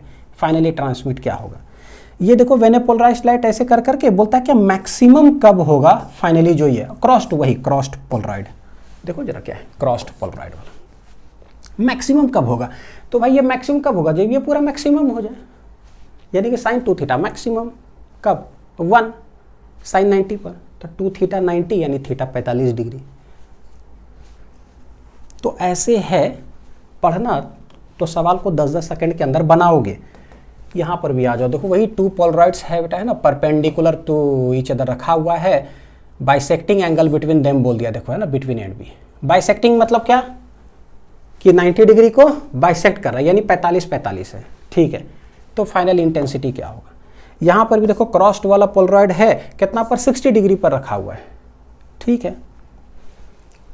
कहने का मतलब हम निकाल लेंगे, ये आ जाओ, कट कॉपी पेस्ट 44 नंबर, हु बहु बेटा, हु बहु, without any changes, JEE mains 2003, देख लो answer to answer line by line.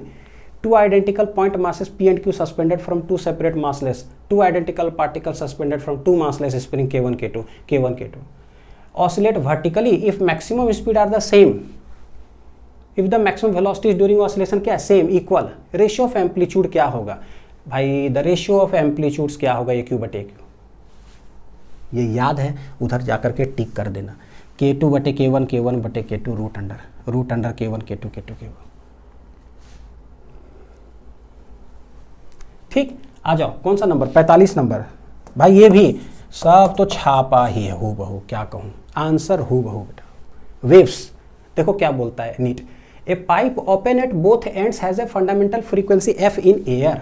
JEE mains 2016 में बोलता है a pipe open at both ends has a fundamental frequency f in air. अच्छा, the pipe is now dipped vertically, the pipe is now dipped vertically in water drum to half of its length, so that half of it is in water, यानी half of its length. Fundamental frequency of the air column, भाई fundamental frequency of the air column is now।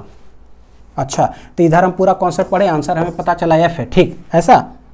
तो भाई ठीक, इधर कहाँ F, ये है, तो ठीक टिक लगा के आ जाओ 2 सेकंड में। ये था पूरा 45 क्वेश्चन का हिस्ट्री। वीडियो को पूरा देखो और दमदार कॉन्फिडेंस जनरेट करो बेटा कि हिस्ट्री का सबसे टफेस्ट पेपर ऐसा कट कॉपी पेस्टेड है, तो 26 का हल क्या होगा, 24 का सोचो, अगर एनालिसिस करो क्या हल होगा, वीडियोस देखना। एनालिसिस समरी अगर हम लोग देखें, सबसे ज़्यादा प्रेफरेंस देखो इसको मैंने इसलिए दिया है क्योंकि सबसे ज़्यादा प्रैक्टिस हम यहाँ कर सकते हैं, ठीक। इसको पढ़ने के बेटा जो भी चीज़ यहाँ देखोगे ना, अभी जो भी यहाँ देखोगे, 2 तरीके से पढ़ाते हैं बेटा। एक होता है detailed method plus short trick, ऐसे पढ़ोगे थोड़ा सवाल जल्दी बनेगा। जेईई मेंस से टोटल 22 क्वेश्चन है आउट ऑफ 45, नीट के PYQ 8 क्वेश्चन, हालांकि इन दोनों में कुछ कॉमन भी है, यानी 5-6 क्वेश्चन और भी यहाँ पर प्रेजेंट है बेटा, लेकिन टोटल 45 क्वेश्चन का मैं बता रहा हूँ। 22 क्वेश्चन तो जेईई मेंस के अंदर, 8 यहाँ NCERT से 9 क्वेश्चन है, एग्जाम्पलर से 1, HC वर्मा से 3 क्वेश्चन, जेईई एडवांस्ड कॉन्सेप्ट 1 जो moving charge and magnetism matter और एटम्स का था, और इरोडोप से 1। यानी पता है कि JEE Mains, NEET, NCERT, exemplar, HC Verma देख लो बेटा, अगर इधर बनाया हुआ है तो भाई हम तो डॉक्टर बन जाएंगे। फिजिक्स में बेसिकली जितना रिक्वायरमेंट ये हो जाएंगे, ये और ये आप छोड़ देना बेटा। जस्ट क्या करना है देखो, इन दोनों के लिए ओनली फोकस ऑन लेक्चर्स में जो पढ़ाऊंगा प्लस DPPs जो कराऊंगा ना, वही आपके लिए सफिशिएंट है। जेईई एडवांस्ड आईयूरोडोप से, आईयूरोडोप तो छोड़, है ना, हटा दो, उतना जरूरत नहीं है उधर जाने की, लेकिन जेईई एडवांस लेवल तक जो पढ़ाएंगे बेटा, जो यहाँ रहेगा सफिशिएंट है। यहाँ तक कि HC वर्मा भी इंक्लूड है, जो रहेगा ये सब जगह से ना बस सफिशिएंट। इसे एक क्वेश्चन भी एक्स्ट्रा आपको नहीं करना है, फिर आगे इधर बताते जाऊँ कि आपको कैसे पढ़ाई करना है। यह समरी। अगर NCERT की बात करें बेटा, सिर्फ NCERT के देखो, तो इसके अंदर भी अगर ब्रेक करें हम लोग तो 9 क्वेश्चन टोटल जो है। NCERT एक्सरसाइज से 4 क्वेश्चन, सब खतरनाक वाला उठाया गया। NCERT के डायग्राम से 1, NCERT के लाइन से 2, ग्राफ से 1, सॉल्व एग्जाम्पल से 1, टोटल है 9 क्वेश्चन। यानी NCERT से पता चलता है भैया कुछ भी छोड़ने लायक नहीं है। बैक एक्सरसाइज हो, डायग्राम हो, लाइन्स हो, ग्राफ्स हो, सॉल्व एग्जाम्पल हो, कुछ भी हो, सब कुछ पढ़िए, तो बहुत क्वेश्चन आप बहुत कम सेकंड में करोगे। तो ये हमारा नीट 27 और नीट 28 बैचेस है। अगेन बता देता हूँ एक चीज़ बेटा, जिन भी बच्चों को कोई क्वेरी हो कृपया कर करके आप कॉल कर करके मेरे से बात कर करके पूछ ले आप 8595657896 पर। कोई भी पर्सनली कोई डाउट आ रहा हो तो ठीक है, और पढ़ना शुरू करें। मिशन 180 बेटा, फुल मार्क्स टारगेट करना है, ठीक है। तो ये है ओवरऑल एनालिसिस, और नीट 26 का भी video analysis, physics chemistry bio सब है, तो उसको देखते चले जाओ। डिस्क्रिप्शन में बेटा आप देखते जाना, ठीक है, हर चीज़ का जो है ना लिंक लगा हो, वीडियो लिंक। और टेलीग्राम चैनल ज्वाइन कर लो। नीट का बेटा बहुत इंपॉर्टेंट बता देता हूँ, नीट का टेलीग्राम चैनल जो है ना, ये लिख देता हूँ,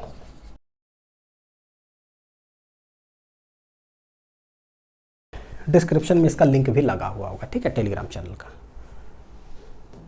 तो आई होप कि बहुत कुछ सीखने मिला होगा, कॉन्फिडेंस गजब डेवलप होगा। मेरी हर बातें जितना मैंने बोला है बेटा उसको इम्प्लीमेंट करो अपनी ज़िंदगी में और पढ़ना शुरू करो। और एक ही अटैम्प्ट में जो हम देंगे अगले बार, वो मेरा फुल एंड फाइनल अटैम्प्ट होना चाहिए, सिलेक्शन वाला अटैम्प्ट, कोई कसर मत छोड़ना, ठीक है। चलो मिलते हैं अगली वीडियो में, अच्छे से बेटा पढ़ाई करो।